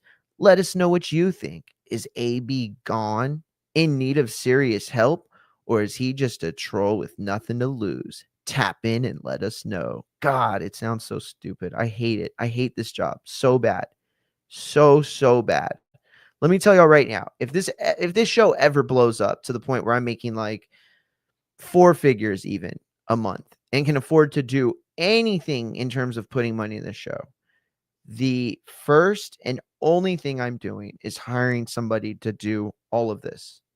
The social media stuff, everything. Like if AI could just be like you could like switch them from like AI mode friend who you need somebody to talk to, AI mode writer, and you can like create your own writer room with this person. But then you need to be like, hey, I want an AI marketing bitch for a podcast show or a live stream. Oh, okay. Well, then let me go into bitch mode and literally do everything you don't want to do. That would be epic. All right. We did it. We're shared. Big fucking whoop. All right. Let's get into this now. Where are we at here? Oh, first and foremost, I do want to tell y'all 2 things. One, I have found a really great iced coffee. I am not sponsored by anybody at all. I mean, I have sponsored by them for a second, but this is not a sponsor. This is not a anything really. This is just me literally like trying to help you. If your goal is to lose weight, gain muscle, be more fit, be more healthy, whatever. These are like they're the Atkins iced coffee. They're reasonably priced compared to other protein coffees. Now, I fell in love with the brand. It was Muscle Milk, I think, that I first tried, and that one was good. But the one that is, oh man, I forget what it's called. But they make like a bunch of different ones, and they're like basically protein shakes. They had the coffee version, but they stopped making them for whatever reason. So this one has 1 gram of sugar, 15 grams of protein, 4 net carbs, and 3 grams of fiber. Now, it's important for you to know that the dietary fiber is all that's in there. So when you see the dietary fiber, that's all natural stuff, right? When you see stuff beyond the natural fiber, those are additional carbs that will potentially and possibly and more than likely lead to fat gain. I mean, if taken, over time, whatever. But this is the vanilla latte one. So what I do is I actually put a little too much creamer, but I'll put like a little 0 calorie, 0 sugar creamer, right? Vanilla. These are chocolate. Oh no, they're vanilla. I just said they're vanilla latte. I don't know which other ones they make, but I like this one. So anyway, a little bit of light creamer, right? And then we're gonna dump. Sounds like I'm pissing, huh? For those on audio only, I was pissing. So then we're gonna do 2, right? Because 15 grams of protein isn't bad, right? But it's not as good as 30. Typically what you'll see is like anywhere between like 20 and 25, maybe 27, 28. And as these supplement companies continue to like push throughout that marketing ploy of, the more protein, the higher the protein count on the packaging, the better that it must be. But you got to watch out for the sugar. You got to watch out for carbs, specifically the dietary fiber or non-dietary fiber version of the carbs. And all of that helps. But I'm telling you, this is a shake that I take that helps so much with food craving. If you're a listener, a longtime listener of mine from the TBV days, right? The Boxing Boys days, you'll know that I transitioned into powerlifting like 2018, 17, something like that. Got pretty fucking jacked, if I have to say so myself. But the weight never came down. It was like I was perpetually stuck with this weight. even when I stopped lifting as heavy and started doing more cardio, it just wouldn't come off. I mean, like water weight would come off, but nothing else. I've lost 40 pounds, about 37 pounds, about 35 to 37 pounds, since last October, somewhere around there. It's been about a year now that I've lost this weight. I got down to 185 from 212 like a while back, but there was no plan to lose any more weight. I really just wanted to start lifting again. If you're somebody who wants to like lose weight and keep muscle or like just look good, or if you have a wife who has no experience with working out and wants to, like lose weight and stuff, have them lift. Tell them that there is a secret out there that most people don't know and that most fitness gurus and YouTubers won't tell you, and that is lifting is the answer. Not more cardio, not eating less, because that's not substantiated. That's not sustainable. Sorry. It's not sustainable to not eat and just do calories or burn calories. Okay. The more you lift, the more you shift the overall structure of your body, right? Because you can lose weight, but if you've gotten to a point where your longhas are stretched out, you know what I'm saying, and you got that spare tire, it ain't going nowhere, champ. It ain't going to get tightened up on his own, right? You could lose that weight, but then that body and belly fat or that excess skin is just going to hang. And then it's like, what did you do? Right? Like, look, I'll keep it all the way 100. My longhas are probably the worst thing I got, right? They're not gone, right? They're not gone. They're still here. But I lift. I do weighted ab exercises. And I'm not going to show my abs right now because I just ate. And also, there's a ton of scar there if you don't know my story. But I said that to say that, I might be carrying a little more body fat right now, but my clothes fit me better because I'm tightening up with lifting and push-ups and weighted sit-up stuff. That helps a lot more than just running, right? You have to understand the reason why men have a harder time getting rid of this part right here, right? This part right here is because that part of your body does not fluctuate blood flow very well. So the heat that you need when working out, that goes everywhere, that makes you sweat and releases heat and all that is how you lose the weight, right? But when you're cold in your midsection and your belly and your obliques, that's going to be the thing that you lose the slowest. So that's why you see like a lot of people wear like the wraps that are like designed to make you hotter in that area to lose weight. But the only way to lose it and target it is lifting weights, and not just lifting weights, but your 4 core tenet workouts. You don't have to lift heavy at all, right? People are so scared of deadlifts. People are so scared of squats. People are so scared of bench and shoulder presses because they can look scary. You've probably seen videos of people fucking themselves up, but nobody's asking you to do 415 pounds. Nobody's asking you to do 135 pounds or 145 pounds. All that it is it's a fundamental core workout. Okay. It's the kind of workout that incorporates all muscles. I never did abs. I had a 6-pack when I was doing powerlifting. Never did abs ever. It was all from just, tons of reps of heavy to mid weight deadlifts, squats, benches, shoulder presses, incline press, decline press, fireman rows, and mixing up squats, right? You got to do low bar, you got to do high bar, you got to do wides, you got to do sets. If you're doing deadlifts, traditional is great, but you got to mix in sumo a little bit. Even Norwegian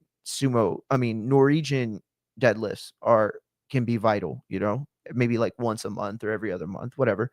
Anyway, I said all that to say, try it. I'm not getting any money for this. This has nothing to do with me getting paid. This is literally me saying, you're my community. You come here to watch with me. So we're going to learn together. So this is not behind a paywall. This is nothing but free advice. These are good. Okay. And it's very hard to find good protein coffees. So little creamer. A little creamer. Vanilla is what I like. Actually, chocolate's better because it mixes with the vanilla better. But we're going to pour both of them in so we can get the 30 grams of protein. And then just one stevia. You're going to feel like it might need two, but it doesn't. I promise. You just got to mix it well.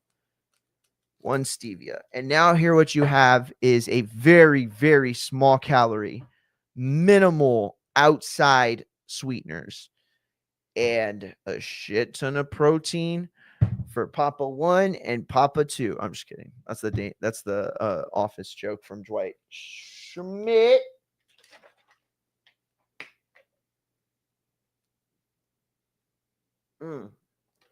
Delicious. Bailey's. Y'all don't know what that's from. Y'all don't know what Bailey's is from. Delicious. All right.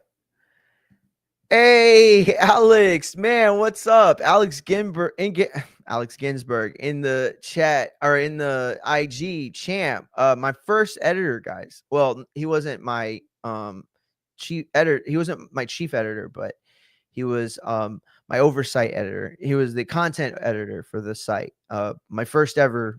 I mean, he never felt like a boss, but he was my superior. So I guess technically, but he wasn't the boss. Shout out to our former boss.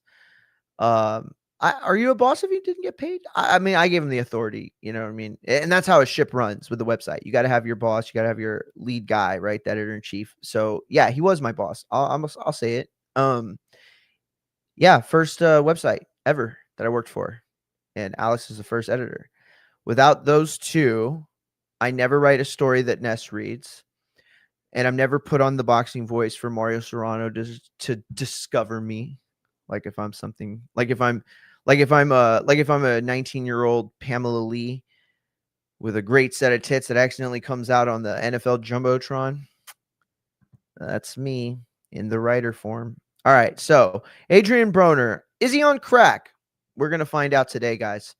This is the show that answers whether Adrien Broner is on all the crack or not.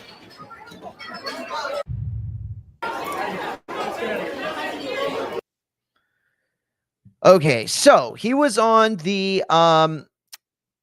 It Is What It Is podcast with Cameron and co-host Mace. If you don't remember Mace from the Puff Daddy Bad Boy days. What song did he have when he came back? Welcome back. Welcome back. Cause the dreams have done for the but the dream done and it made us sing who you want to be. Mr. Cotter. Welcome back, Cotter. That was it. Sorry, I was trying to figure out what that song was. Yeah, that was Mace's song, but it was Welcome Back Cotter. Welcome Back Cotter was the show. I used to watch that when I was a kid. Funny story, Mr. Welcome Back Cotter and Taxi were the shows that I watched while healing up from being stabbed as a 16-year-old. Well, I wasn't 16. I was like a little younger, but that's okay. Okay, here it is. TMZ Sports. That took a really long time. Thank you. I appreciate that. Hey, What you waste that? So first of all, he comes on, and I remember AB from HBO, right? I remember the AB that was like always on his shit talking, right? He seems so just ready to go, ready to deliver that fire. This AB sounds drunk.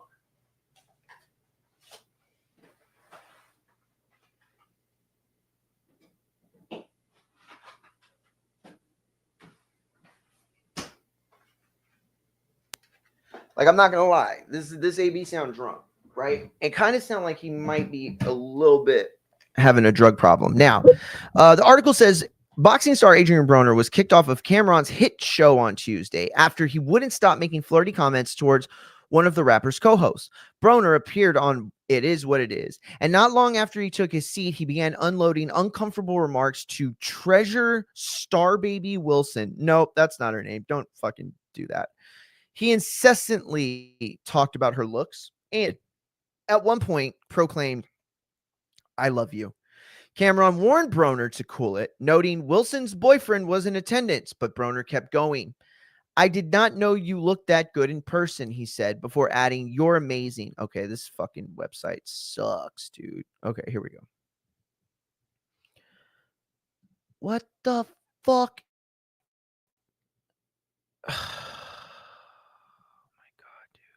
Looks so good in person. Thank you. For I real. appreciate that. Yo, what? Okay, there's this weight you lose when you start to do meth or crack.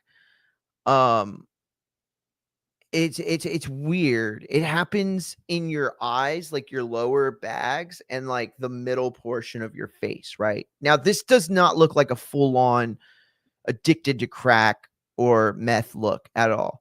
And for any of you who might be saying like, "Oh, you don't know how to fucking crack and meth," yes, I do. Yes, I do. I have addiction in my family. A lot of addiction in my family, actually. And my mother-in-law, who is an addict, lived with us for over a year. So I know the looks. I know, or I'll say I know some of the looks, or I can recognize. However, sometimes sometimes being tired looks like you're, strung out on crack sometimes. Hey, What you wasted that?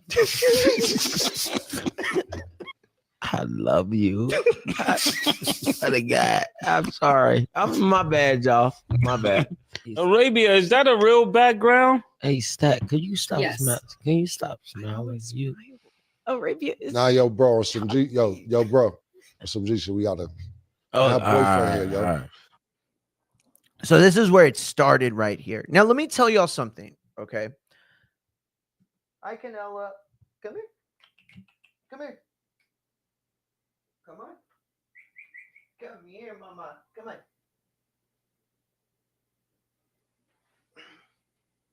Good God, you're fucking heavy as shit. Okay. Let's go. We're going to do it together. All right. Oh, God.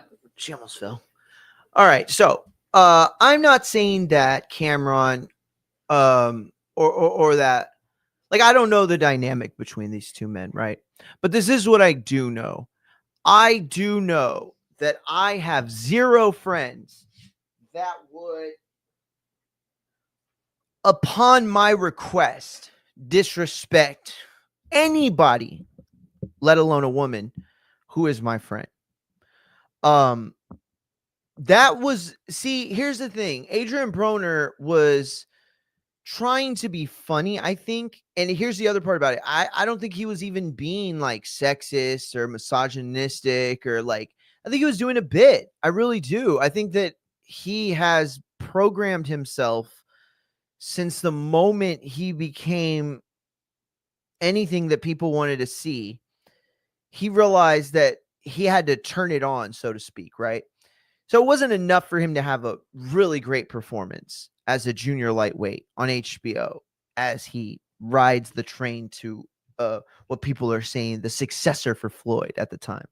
It wasn't enough. He needed to have an amazing post-fight interview, and that he did. Who can forget the Can Man? Do you know about the Can Man? Let me tell you about the Can Man. Mexican, American, African, anybody can get it. That was the gimmick. That was the promo, and it was just brilliant, man. There wasn't anybody better than Adrien Broner at that time, not even Floyd Mayweather. I'll be honest, Floyd really depended a lot on others to enhance his profile and branding, right? He used 50 Cent, he used his own father and his uncle. You know what I'm saying? He used Broner. I mean, the list is endless, right? Floyd Mayweather is basically the Drake of boxing, right? He's a kind of a nerd and a goofy, so he got to go to everybody else to get put on what's actually hot, and then he come out and make it lame again. So, yeah, this is like a moment where he was pressing Cameron. Let me tell y'all right now, this was a moment where he was pressing Cameron on this shit. This was about, do you respect this man's name and this man's word enough, not just as a friend, but just as a man, to be like, I told you to knock it off. Are you going to knock it off? Do you have more respect for me? Do you value my friendship and my word more than you value receiving a cheap laugh, more than you value receiving the attention you do for acting out, right? Adrien Broner reminds me so much of a friend of mine that I had named Malcolm.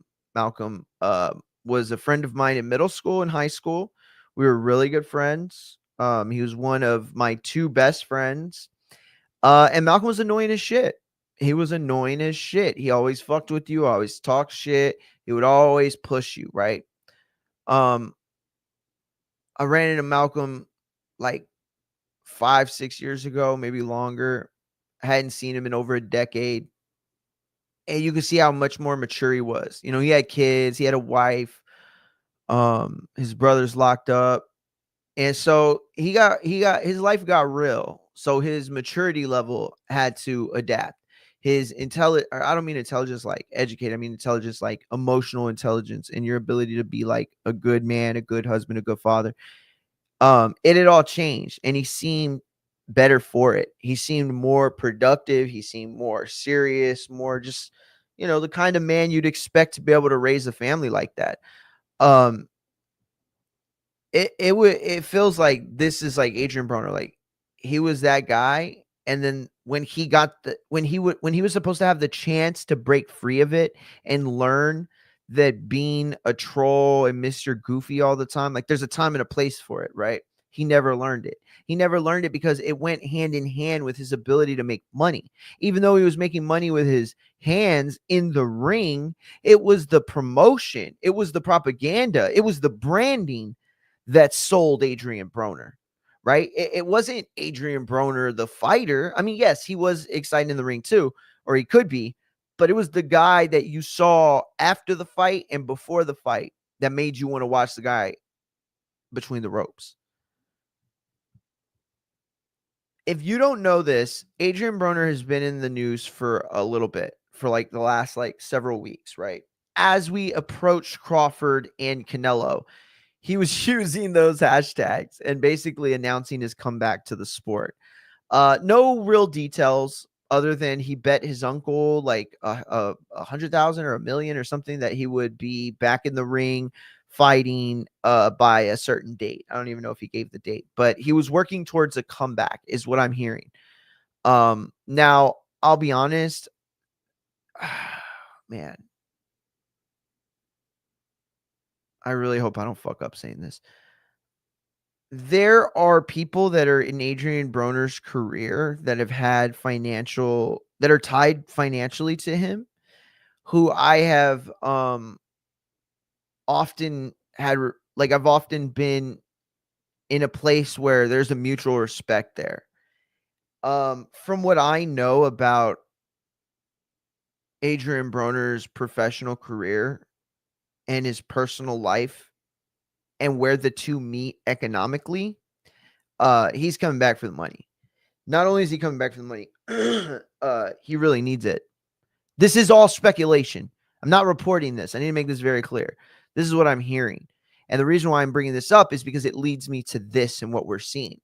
We're not seeing a guy who's trying to come on camera on show and kick it with a dude who's his friend or kick it with a dude he respects and talk about a potential, fight and talk about Canelo and Crawford. I mean, this was Cameron trying to get his bro on to help him discuss a topic that his friend Adrien Broner has a lot more of, right? Cameron, if you ever heard his boxing takes, he don't really watch boxing. I mean, I think he watched boxing like the way dudes in the hood watch boxing, right?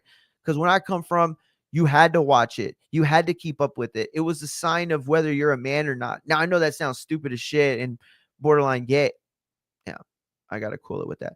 It sounds borderline lame, but That's the point, right? Like that's the whole point of it. Like, you know, you get caught up in this bullshit world of hip hop and you're like, oh, I gotta be a tough guy, and if you step on my shoe, I have to fucking kill somebody and then ruin the rest of my life and be in jail for 40 years. Adrien Broner don't seem like he learned those lessons that you need to like be like a man and like basically not annoying as fuck. And the thing is that this is Cameron's show, right? Now, I'm not like a huge fan of the Cameron show. I enjoy a lot more other shows than I do this one, right? But it is a solid program. And here's what it also is. It's one of the biggest shows in sports today. Adrien Broner should have made today or this appearance the thing that everybody was talking about in lieu of a specific fight promotion. It's like the prelude to the fight promotion, right? We know, or we're going to learn that he's coming back. We're going to learn that he's been training and he's been putting out these videos, right? Where he's wearing like a trash bag and, you know, he's going on these like 6-mile runs and, you know, he's like wringing out his like clothes so you can see the amount of sweat he lost. It'll always amaze me how an athlete at that level who made as much money as he has such little understanding of the body. And I don't mean like, I don't know how much he understands or not, but all I'm saying is like by now, if you've been playing baseball, football, boxing, MMA, tennis, golf, whatever, at this point, you should be able to teach every aspect of it if you're worth your shit. To be a world champion in anything, it doesn't matter the genre, it should equip you with being the kind of guy that can do that. Again, Adrien Broner don't seem like that guy. Now, what we do know about Adrien Broner is that he has suffered from dependency issues, alcoholism, substance abuse issues. And so, you know, he's had a tough life, it seems. It really does. You know, he was born in a very violent area of Ohio. He worked as a drug dealer, an admitted drug dealer. He was shot at early in his career. He was shot at before his career even started. There's a really, really great 24/7 of Adrien Broner when he was making his, you know what? It might have been Showtime when he fought Maidana, but either way, it was right after the bowling incident with Floyd where shots were fired. And he had talked about the night that he had gotten shot at while he was working on the streets. I think it was like 19. I don't remember, but it was a really good, well done story. And it's those kinds of things that the consumer look at when identifying who they're willing to spend their money on. But this type of shit don't fly right here, right? Now, some people will be like, bro, he's just trolling. Like, you ain't got to get all worked up, bro. Like, stop with that feminist shit. Like, I've been seeing that. And, yo, you have to be super gay to come at anybody with that angle. You know what I'm saying? Like, it's lame to be, like, respectful of women and not try to, like, get yourself over at the behest of them. I mean, at the expense of them. Like, dude, stop it. That's stupid. But the other side of it is that he was disrespectful to Cameron. My man told you to stop. My man told you their men were in the building. You kept pushing it, and I have a feeling it's because you really don't got a fight coming up. You really ain't built to come back from all the stuff. And that's not a judgment, right? A lot of people aren't built to come back. You've had a lot of bad stuff to deal with in your life, champ. But it's this up here. It's right here where I don't think you've grown enough to respect and appreciate everything that you have had. To be thrown off the Cameron show, right? And you're supposed to be his friend. You're supposed to be a dude who he's looking out for you. So look out for him. Don't come over here and pull a stunt that you would never pull on Jimmy Kimmel, that you would never pull on Colbert, that you would never pull on Max on ESPN or Fox Sports or wherever the fuck. Don't do that.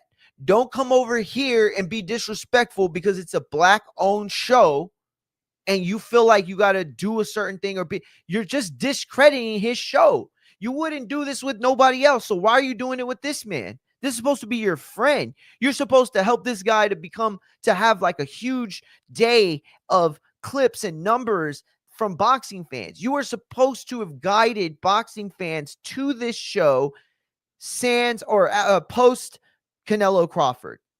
And instead what you did was you stole the moment for yourself in a cheap piece of publicity. I don't have any problems with him pulling the whole flirt thing, right? Like you know who does that? Jack Harlow, right? I used to love me some Jack Harlow back before he switched up a little bit. And he's a decent rapper. You know, he's not the best white rapper you ever heard, but he's decent. He's pretty good. He got some bars here and there. You know, this kid's a flirt. You ever see clips of him? You know what I mean? He uses that like, not white boy charm, but I don't know what it is, but he uses that charm that he has. And it almost seems like it's like a diversion tactic. Like he understands how difficult it is to look like a cool white rapper. You know what I'm saying? Like if that's not the hardest job in hip hop, or not hip hop, but in entertainment, is looking like a cool white rapper, bro. You know what I'm saying? Like that's a tough job. So you come through, you do this like little fucking stunt, right? You get kicked out, but it's the end that makes you look so pathetic. It's the end that makes you look so pathetic. I'm gonna show it right here. I My told bad, you that. my bad. Nah, like See, this all like you see, Cameron's mad. He knows what time it is. He knows what Broner is doing. This isn't an accident. Broner didn't forget. He's playing the part that he thinks people expect from him. All right. Listen, you know what? I'm not even going to go there. Never mind. He is doing the song and dance that he believes is expected of him as an entertainer. And at this point in his head, in his subconscious, he must realize how far he is removed from the version of him that people thought would be the next Floyd Mayweather. So when he goes into that dusty, musty, dirty gym that has like, or it's not even a gym, it's like a garage or a fucking storm cellar that he's getting his work in, and he says is like 150 degrees and basically a man-made sauna. That's cool, champ, but how much more how much more of a dog are you gonna get? You know, how much more serious can you be in this situation if you can't keep it together for a few minutes for a fucking interview without losing your mind? And look at them eyes, bro.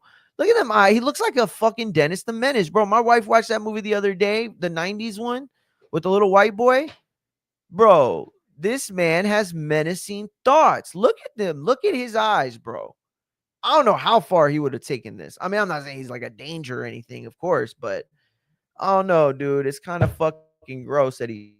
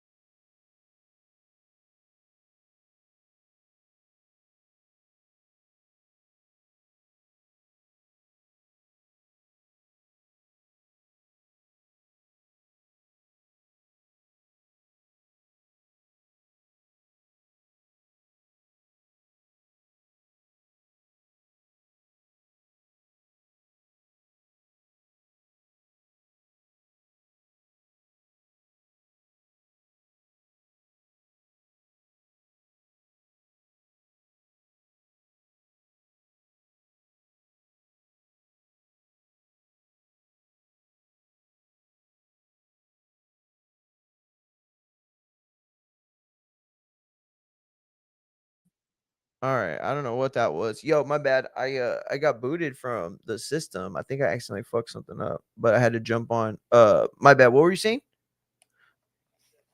I'm gonna put you on speaker, bro. I can't have this conversation if it's not live. Hold up. What'd you say? Let the best man win. I don't know what you're talking about, champ. Oh, fantasy. Yeah. Honestly, though, I think I'm gonna beat the shit out of you. I'm not even trying to be a dick about it, but man, my team is set for glory this weekend. Look at this chat. Let me see. Let me show the chat real quick. Have I seen yours? Yeah, I'm playing you.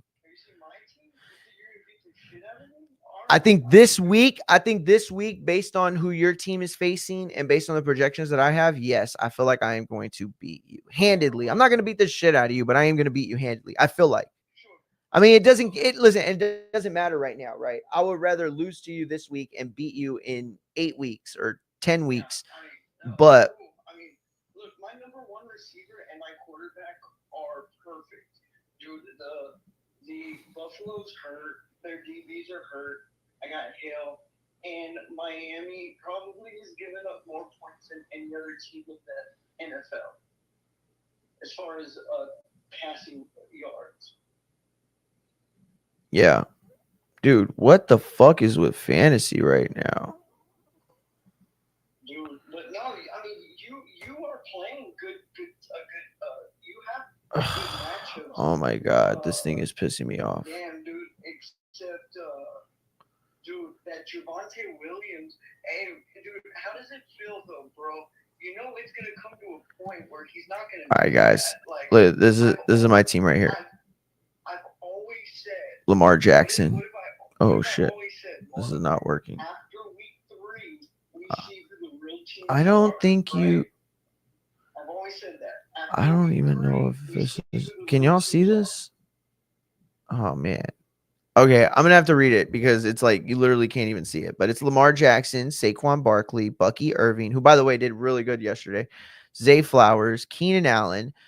I picked up Smith from Pittsburgh because my tight end Dallas Goddard got hurt. I got Javonte Williams, who's been terrific. Yeah, I said Smith, Juno Smith. Cardinals, I picked up. I dropped the Eagles, I think it was. I don't remember. Oh, no, I dropped Buffalo. I picked up Matt Prater because I had Tyler Bass and his ass is hurt. Surprise, surprise. Xavier Worthy is questionable for this week. I'll take it. Oh, Dallas Goddard's also questionable. Yeah, dude, you're toast, bro. You're toast this week. Eventually, Javonte Williams said after week 3, teams we start seeing when did Joey Burrow always start doing good? He would go 1 and 2, 0 and 3, and then week 4 he starts carrying it up. Yep. But anyway, I'll send you the thing if you want to jump on, but I'm gonna get back to it. I got to talk about some Adrien Broner crap. All right, later. All right, so yeah, I mean, I'm not trying to brag or anything, but I do think that my fantasy team is much better than my brother's, and I think I'm going to take the win this week. Started off 2-0, so I have 2 leagues for which I am the league manager. In one of the leagues, we've been playing since 2007, 2013, I think it was. We took a break. 2 years, I think it was 3, maybe 3, I think. Either 2016, 17, we came back. And so we've been running that for this long. I would say like 80% of the league has remained the same over that time.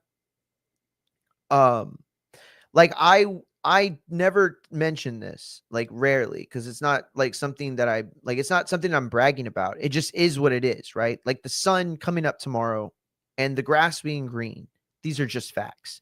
And the facts are, the truth is that the league that I run, the 20-year-old league that I run, is probably one of the most competitive leagues outside of like a paid ESPN, internship league or whatever, like something where you have like Mr. Roto in there or whatever. And again, it's not to brag, it's just to say that it is very competitive and oftentimes time consuming.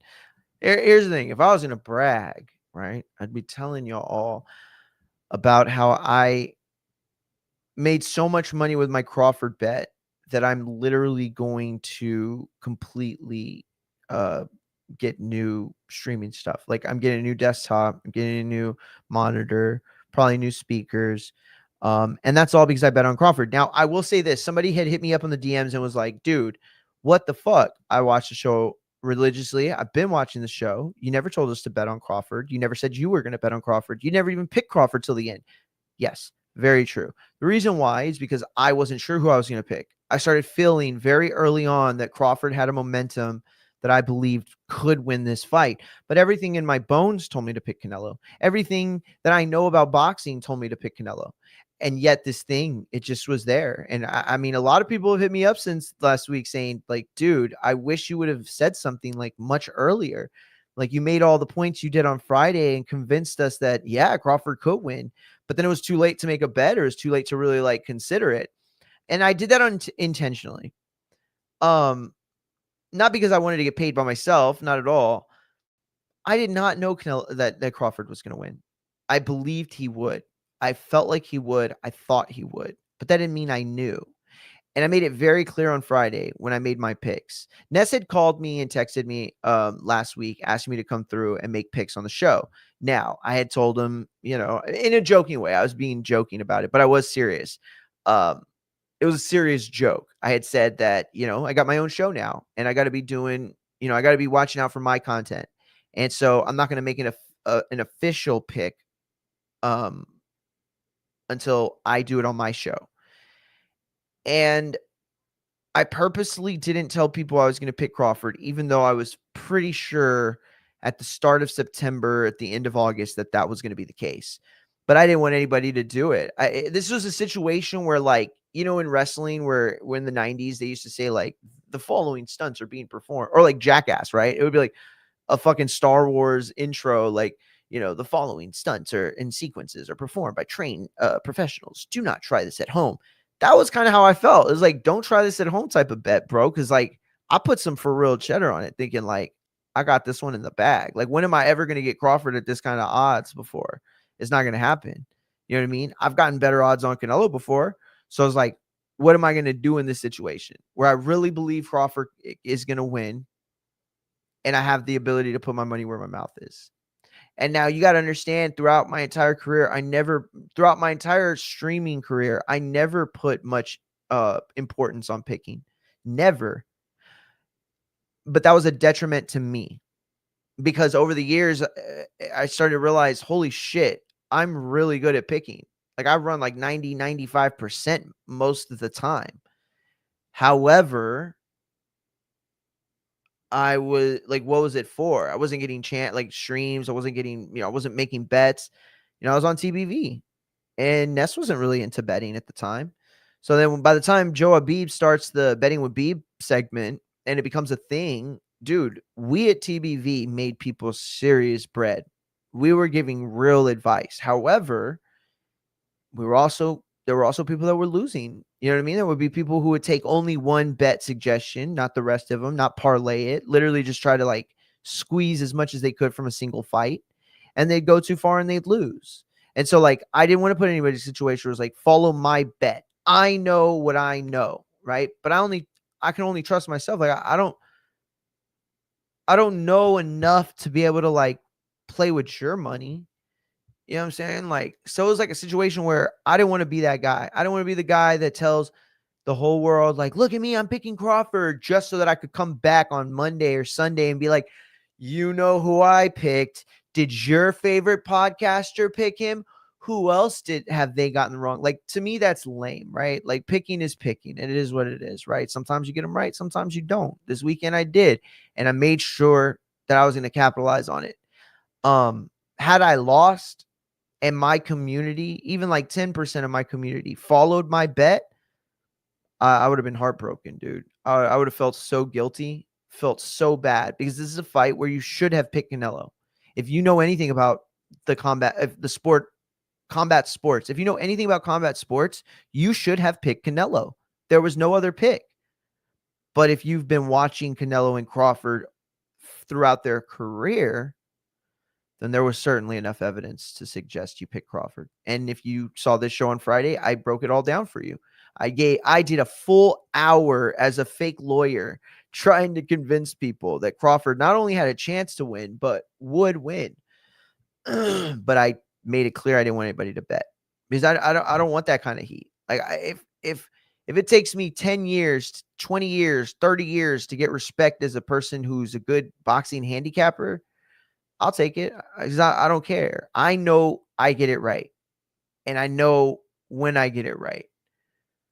I'm good with that, right? I don't care if anybody else does. You either like the show because of me and what I talk about, or you're trying to get free picks. And if you are, that's a terrible, terrible thing to do, because I am very, very bad at presenting great debates on both sides. Sometimes I just practice, right? Like sometimes, like I forgot right before Canelo Crawford, I was having a conversation with somebody. I think it was my brother. He was picking Crawford from the very beginning. In his mind, Crawford's always been the number one pound for pound best fighter of this era, and he saw it the whole time. By the way, he also saw it in Pacquiao. My brother is pretty good at recognizing boxing talent. That said, though, if you were watching these guys' careers, I think you had a better chance of understanding. Now, if you're one of those guys who were dismissive of what they did and didn't give Canelo credit for, really putting up a fight in that first fight with Golovkin, even if you pick Golovkin, even if you had Golovkin winning, it doesn't matter. He still showed out, and people don't give him the credit for that, even though Golovkin was a monster, right? People talk about car wrecks. People talk about all this crazy shit with Earl Spence. And it takes away from what Crawford did. And that's not fair. The legacy of both these guys are cemented in a way that the narrative was very clear. But it was up to you to take that, right? So let's see. Wait, where the fuck is it?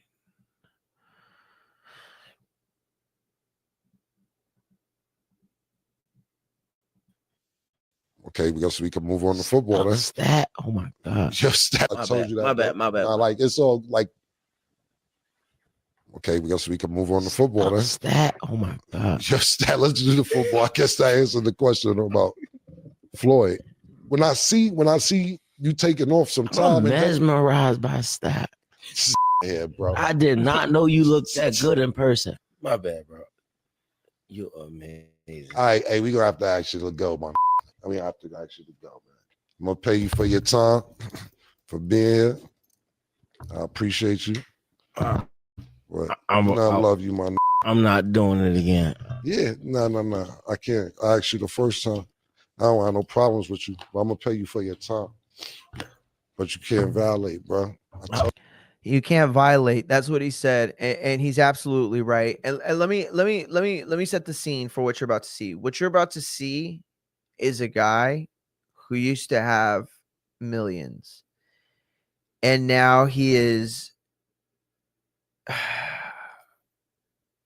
palm out taking this money for an appearance. And don't get me wrong, the game works like this. I'm not trying to shun Adrien Broner for getting paid to do a podcast. I mean, Charlemagne the God got paid to do Matan. I mean, he, listen, here's the difference between Charlemagne the God and fucking Adrien Broner. Charlemagne the God's check from Matan to do the appearance fee went straight to his not his what's it called? Fuck, I forgot what it is, but it's basically like a charity program, right?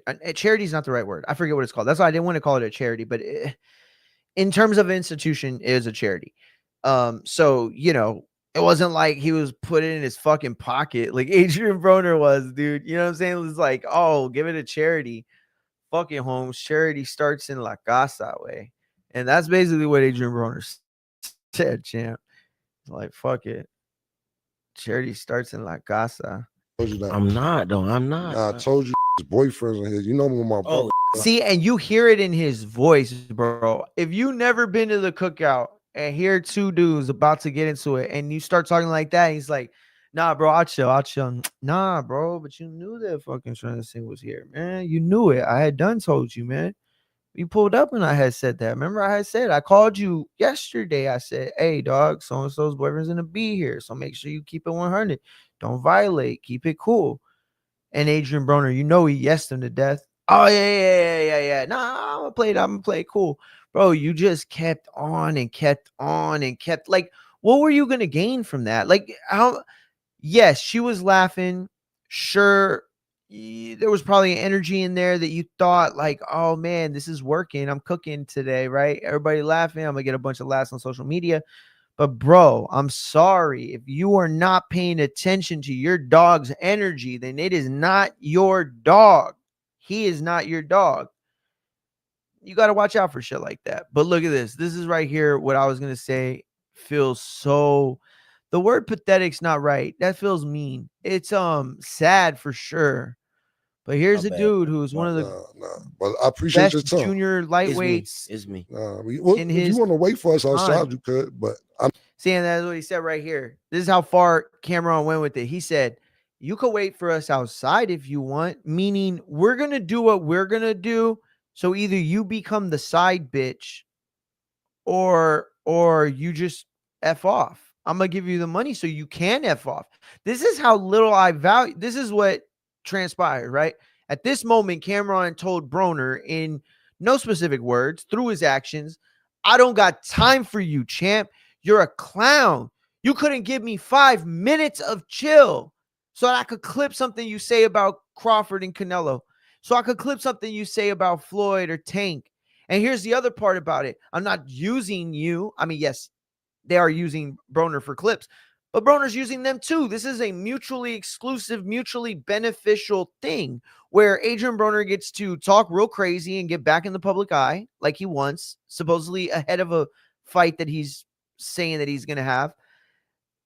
And then at the same time, the Cameron show gets their, Canelo Crawford clip for the week. They need content. All right. So they bring in somebody when WNBA is popping, right? They bring in somebody when NBA is popping or when the All-Stars is about to pop or when MLB, there's a betting scandal or whatever, right? You got to have that person that can speak to the root of or the heart of the issue that is from that realm. This is what AB was supposed to be, and he fucked it up terribly, like awful. And it just feels like, I don't know, it just feels like a whole mess that he created for himself. And it got so serious. Like, I don't know, maybe Cameron's not really serious, but he not seems going like, to sit and not value your time neither. look at this look, bro. Look at this look. Oh my God, dog.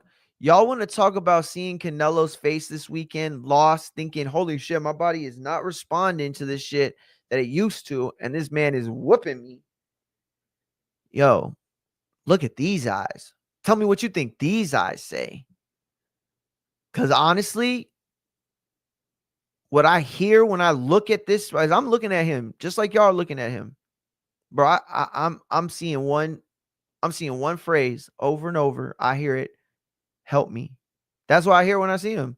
I'm not trying to be no fucking weirdo. Like I'm not a therapist. I'm not even trying to play therapist. I'm telling you, the look of this man, it looks like he needs help.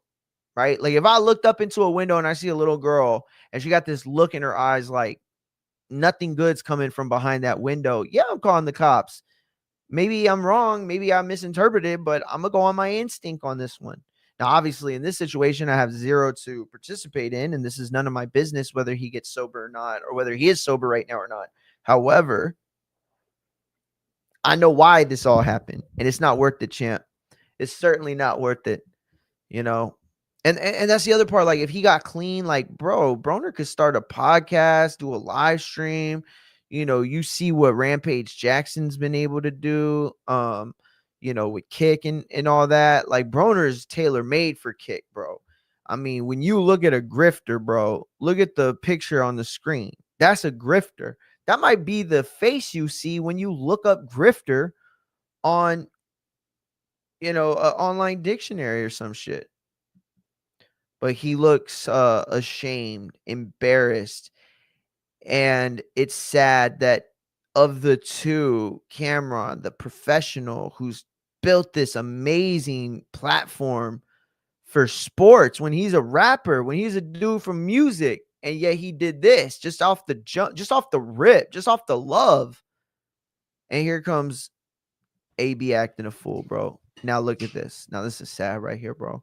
He might as well. Hey, look.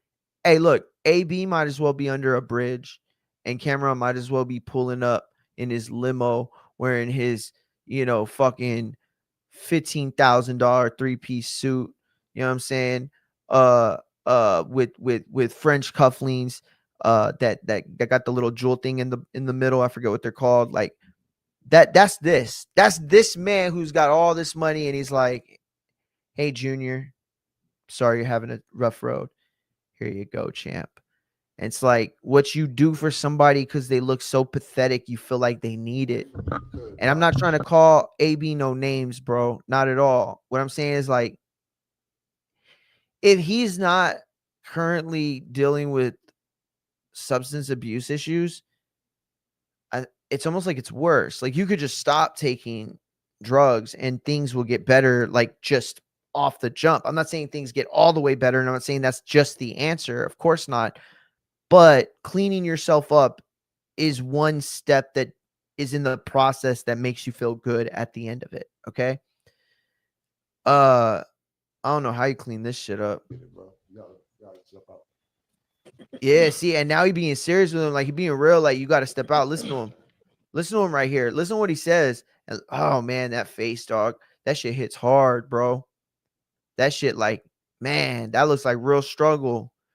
Yo, I swear to God, I feel like under his seat, he got a poster board that says, "We'll fight for food." I'm not even trying to clown. I'm not even saying he looked like a goofy. I'm saying he looked like a human being that's in real trouble.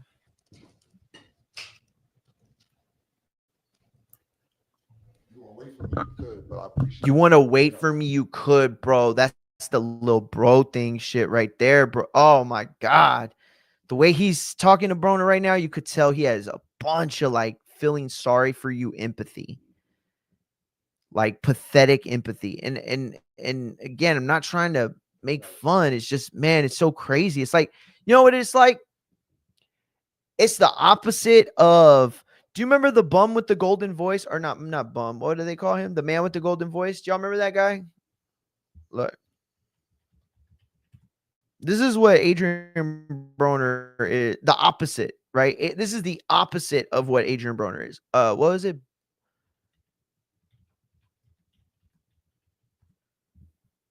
Ted Williams. That was his name. Ted Williams. The man with the golden voice. Why was I putting him the bum with the... Oh, homeless man's voice gets... Natty buzz? Natural buzz? I don't know. Okay, so this is it right here. Y'all remember this guy?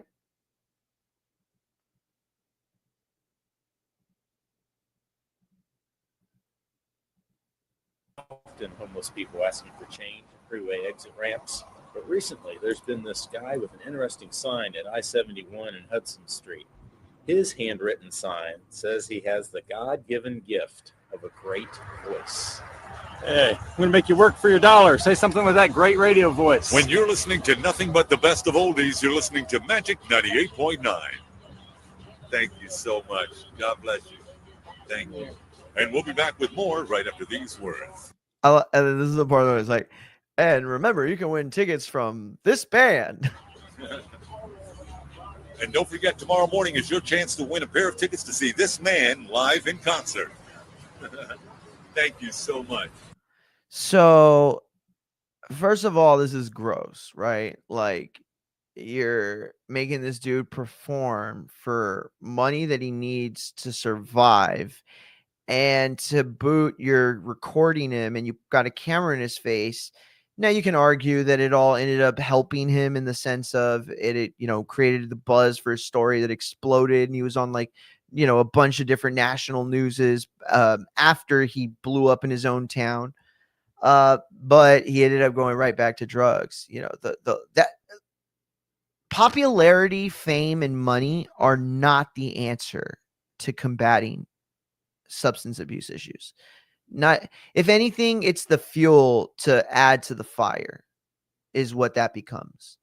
There's somebody that I know and love right now, and I'm not going to get into it, but they've just come across $24,000.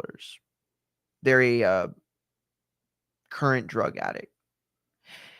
And when it was learned that the money was coming, the plan was made to get to a rehab out of this state and away from all the giant pieces of shit that hang around him. And he was going to get clean, go out to California, start new. Within 48 hours, he, was back on drugs and still on drugs. And I wake up every day for the last couple weeks with the thought that I could learn today that he's gone. I've been dealing with that shit for the last couple weeks. It's nothing compared to what my wife is going through with that. But I can tell you that this isn't something that you beat on your own. And this isn't something that money can help at all. I'm telling you right now. It's just not at all. In fact, again, money makes it worse, I think.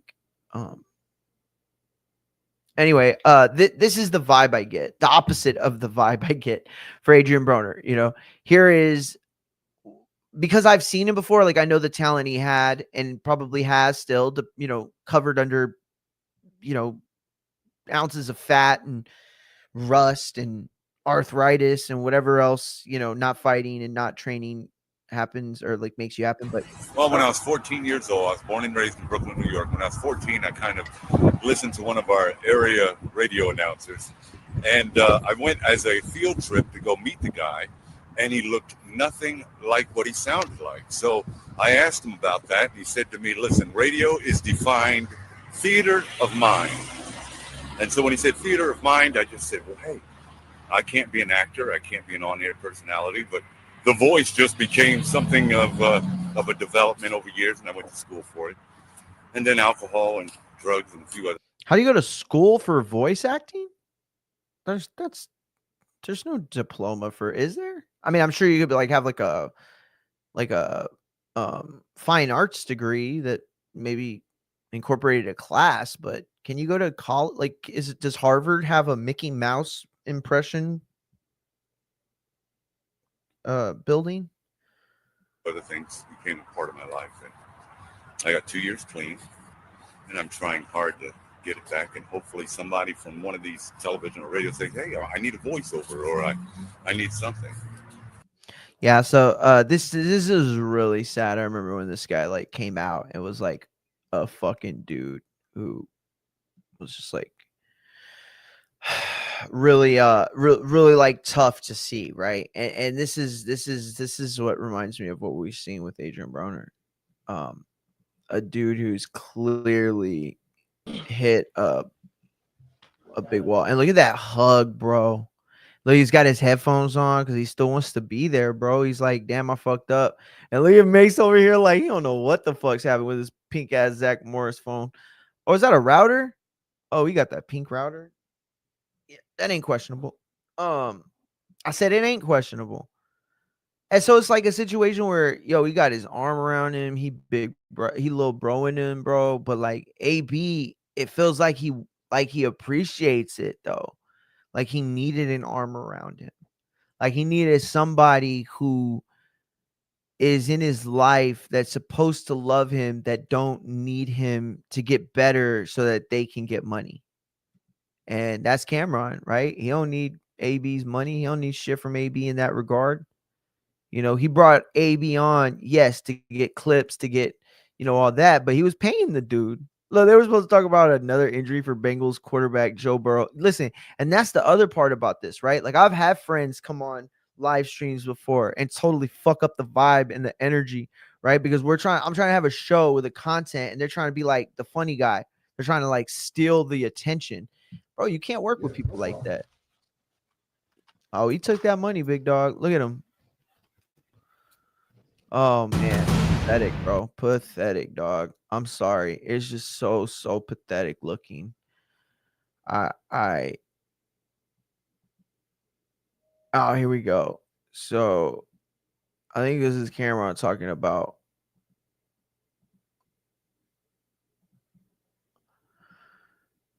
for putting Adrien Broner off his show. This is show. a random dude. My bad.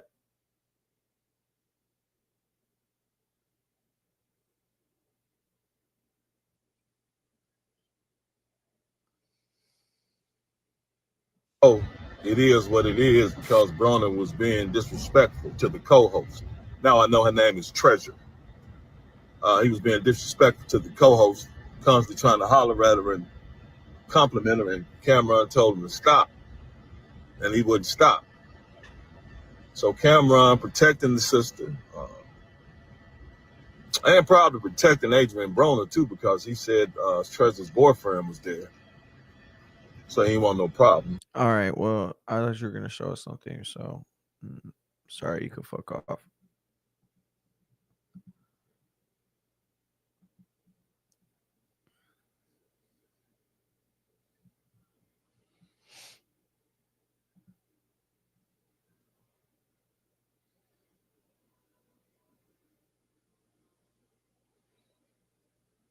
Okay, so moving on, we're gonna do this last boxing topic before moving on to wrestling for the day.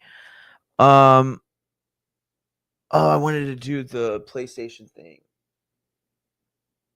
My nephew has a football game. He's a 7th grader. He has a football game. It's his week 3, I think it is. But I gotta go. I have to. I missed his first 2, and I have quite a few children that want me and my wife to attend their fall sports league. So like I have a neighbor who she plays kickball and she's been wanting us to go.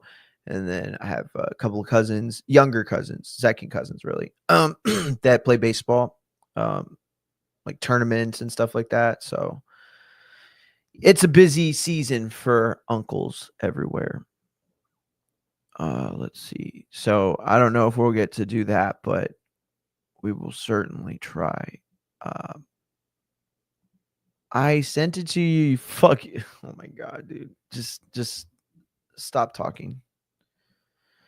So what we're gonna real quick get into before we get into the wrestling of it all. 41 global viewers. This is the reported number, and also on top of that, they said that the numbers associated with or that led up to the global, like they're going to break it all down for us. They always do, or at least for other shows that aren't live sports. But I think we're going to see it was a successful show all the way around. There are a lot of people pointing at the fact that like the numbers were bigger for Jake Paul and Mike Tyson, and like of course they were. Of course, that wasn't a boxing match. That was some, sideshow freak thing. Like, I don't count that. Like, you cannot count Mike Tyson and Jake Paul as competition for Serrano and Taylor or for competition for Canelo Crawford. It's not the same thing at all, bro. At all. Like, imagine you had Tom Brady, right, fighting Peyton Manning in a MMA match. The amount of people that would watch that would be ridiculous.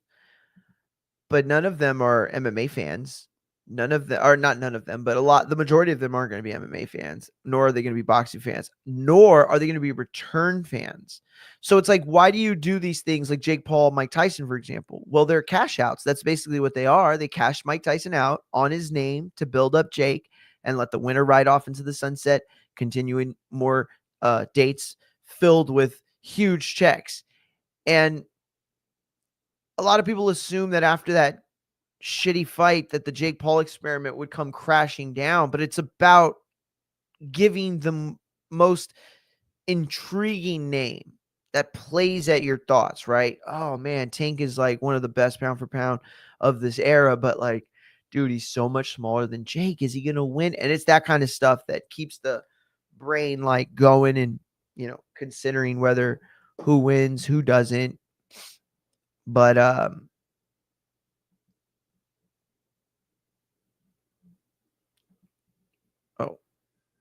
I was fucking that up.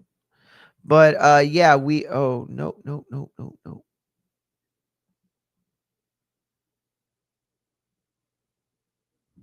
Hold on. Let me go to my messages because by the way, Kenny Florian did message me back last night, a little late.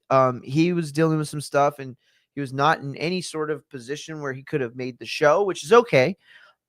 Because it allows me to add a few more topics and some things that are going to be more topical closer to the date. But here's something exciting. He is going to come on my birthday. I asked him if he would do that on my birthday as a birthday present. No, I'm just kidding. I didn't do that. No, he said to me like, "Hey, I'm available. This is the date. I can give you, more time than you had requested." So I was like, hell yeah, like I'm cool with that. Like I know how busy he is. I mean, look, him and John Anik have one of the best podcasts, one of the fastest growing, fastest rising podcasts in the biz. And John Anik has been one of the toasts of the town, if not at least one of the biggest storylines coming out of Canelo Crawford, non in ring storylines, because I thought he did a really great job. I also thought it was a weird pick from the very beginning. So, yeah, that guy's got a lot of stuff going on. But yeah, he was like, September 30th is a good date. I was like, you know what? That's an even better date than you realize because it's my fucking birthday. So there you go. I would really love to have him like do a watch along with me on that day for like a couple of those like really crazy submissions he got.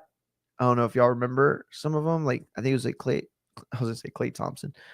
Clay. It wasn't Clay Guida. Who was it? I can't remember, but there was a couple of, there's a few of them, right? This is a guy who first started the narrative of intellectual mixed martial artists. You see, before MMA became what it became, right? There were detractors, okay? And a lot of the detractors were from the Republican Party, which is kind of funny when you think about the fact that the UFC has become this ultra MAGA right wing, super conservative, like, basically the nuts on the left are the nuts on the right. And the only difference is that one of them goes to a UFC show and the other one doesn't. But yeah, they why is this still a thing? Oh shit. Luigi Mangione wins dismissal of 2 counts but remains charged with murder. Yo, they dismissed Luigi's capital murder charge, or was it a terrorist murder charge? What did they take away? Oh, a hate crime. No. I don't know. I'll have to read it later because that is not at all what I was thinking it was going to be. Okay. Finally, back on task.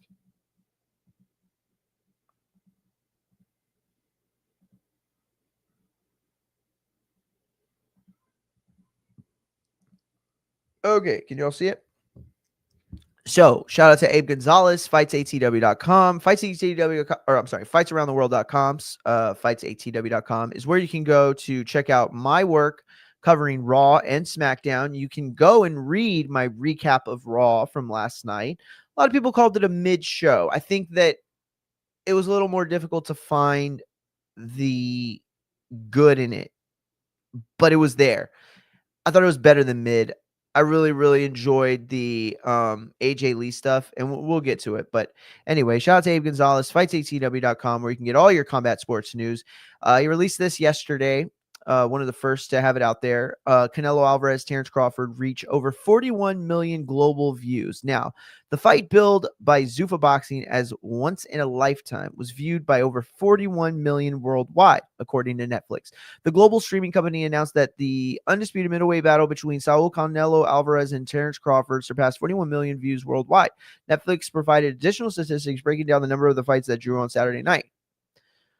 Blah, blah, blah. The main event scored an estimated average of 36.6 million from opening to closing bell per Video Amp and Netflix. Viewing continued into the weekend, bringing an estimated AMA total of 41.4 million views, making it the most viewed men's championship boxing match this century. Thank you. Thank you for providing that perspective because it is very, very important. Okay. If you are saying that a mud wrestling match between Ivanka Trump and AOC is holds the record for the highest viewed wrestling show in history, beating out AEW, WWE, TNA, WCW, all them, then you have lost the plot, right? Because that's not the same at all. You're having two people capitalizing on their marquee names, but you're not delivering a better product. Okay. I don't know if any of you have seen this, but the turkey stuff gets even worse. Apparently, Tom Brady has just signed a deal to compete in flag football in March for Turkey and Ryder season in Saudi. I can't imagine a weirder thing to have happened. I can't imagine a situation that makes zero sense to me working any crazier than this, but that's what's happening. So when you look at that and you say to yourself, okay, this dude is literally just trying to buy the most influential superstars and athletes that ever have touched a ball or court or whatever. I mean, it's just apparent, you know? But when that happens and they play that first flag football game, you dare not compare it to the NFL. You shouldn't. Now, people will, of course, but you shouldn't. You should know better. You should know that taking advantage of an aging Tom Brady to come back and kind of resemble what he used to do, but it's not really what he used to do. It's kind of like a way, way, way safer version than what he used to do. Aren't you just talking about Mike Tyson's career? Like, can't you just replace everything I said with the context of it being Tom Brady and alter it to the context of it being Mike Tyson and literally not have to change a single word I just stated? It's just Mike Tyson. It's the same thing that he did with Mike Tyson. He said, hey, Mike, remember when you were a badass professional boxer that was just fucking murking everyone in the ring? Do you want to do something that's literally like half the same thing, like, but really it's completely different, but it'll look the same, and we can capitalize off the nostalgia and possibly get a bunch of people to overpay for it? You do? Well, great. Let's fucking do this then. No, you messed that up, not me. Canelo Crawford peaked at over 24 million concurrent streams. I don't know what that means. In the US, an estimated AMA of 20.3 million viewers tuned in live, plus SD to the main event. SD? SmackDown? No, I'm just kidding. The fight generated over 950 million owned impressions across Netflix global social channels. Canelo Crawford was the top trending topic on X worldwide, trending number 1 in the US and appearing in the trending list of 21 other countries. The fight accounted for 21 of the top 30 trends in the US, while Canelo and Crawford were number 1 and number 2 trends, respectively, in Mexico. Johan Promotions, the leader in premium live sports entertainment for the out-of-home market, estimated 500,000 viewers watched the fight from over 2,700 bars and restaurants in U.S., Canada, and Puerto Rico. I don't know. That seems like a very safe number, if you ask. Not a very safe number, but I definitely feel like it could be more than that. But yeah, and here's the other thing you have to remember, right? Look, it is it accounts for what it accounts for, right? This was the highest level of boxing. Now, if you want to talk about what Jake does, that's something else. That's not the highest level of boxing, right? That's something else. Damn it, I was gonna make a point for that, but I forgot what I was gonna say. Fuck. Somebody had said something earlier that maybe I should have seen it. Your man's look like a rooster after a fight. Who is this? Shit. My bad, champ. I just seen your comment, but shout out to Doomy, aka Alex Doomsday, aka Mr. Activated. Shout out to the Boxing Biz. No,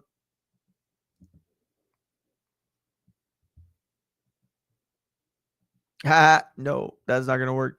That's not gonna work. Don't do that. You could come on though anytime you want. I don't know why you always ask me, and it's like you never do anyway.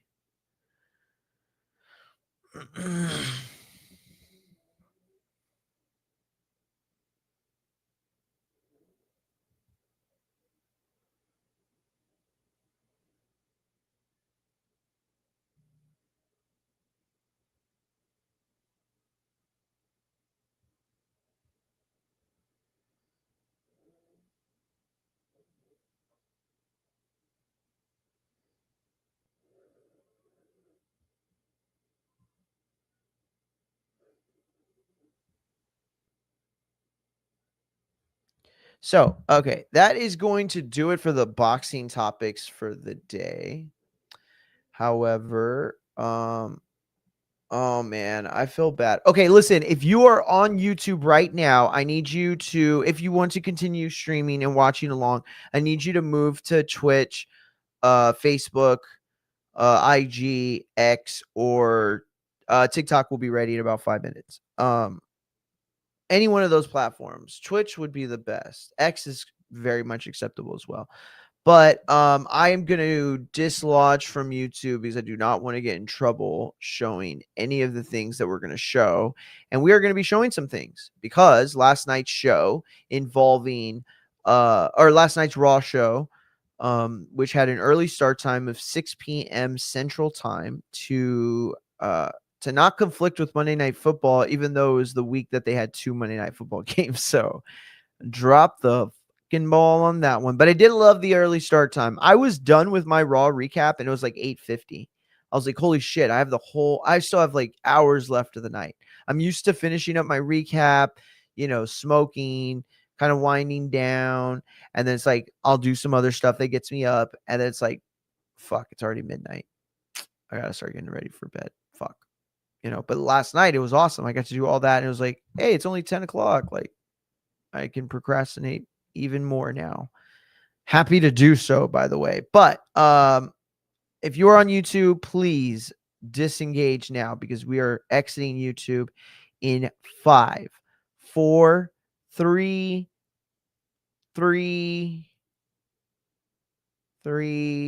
2, 1.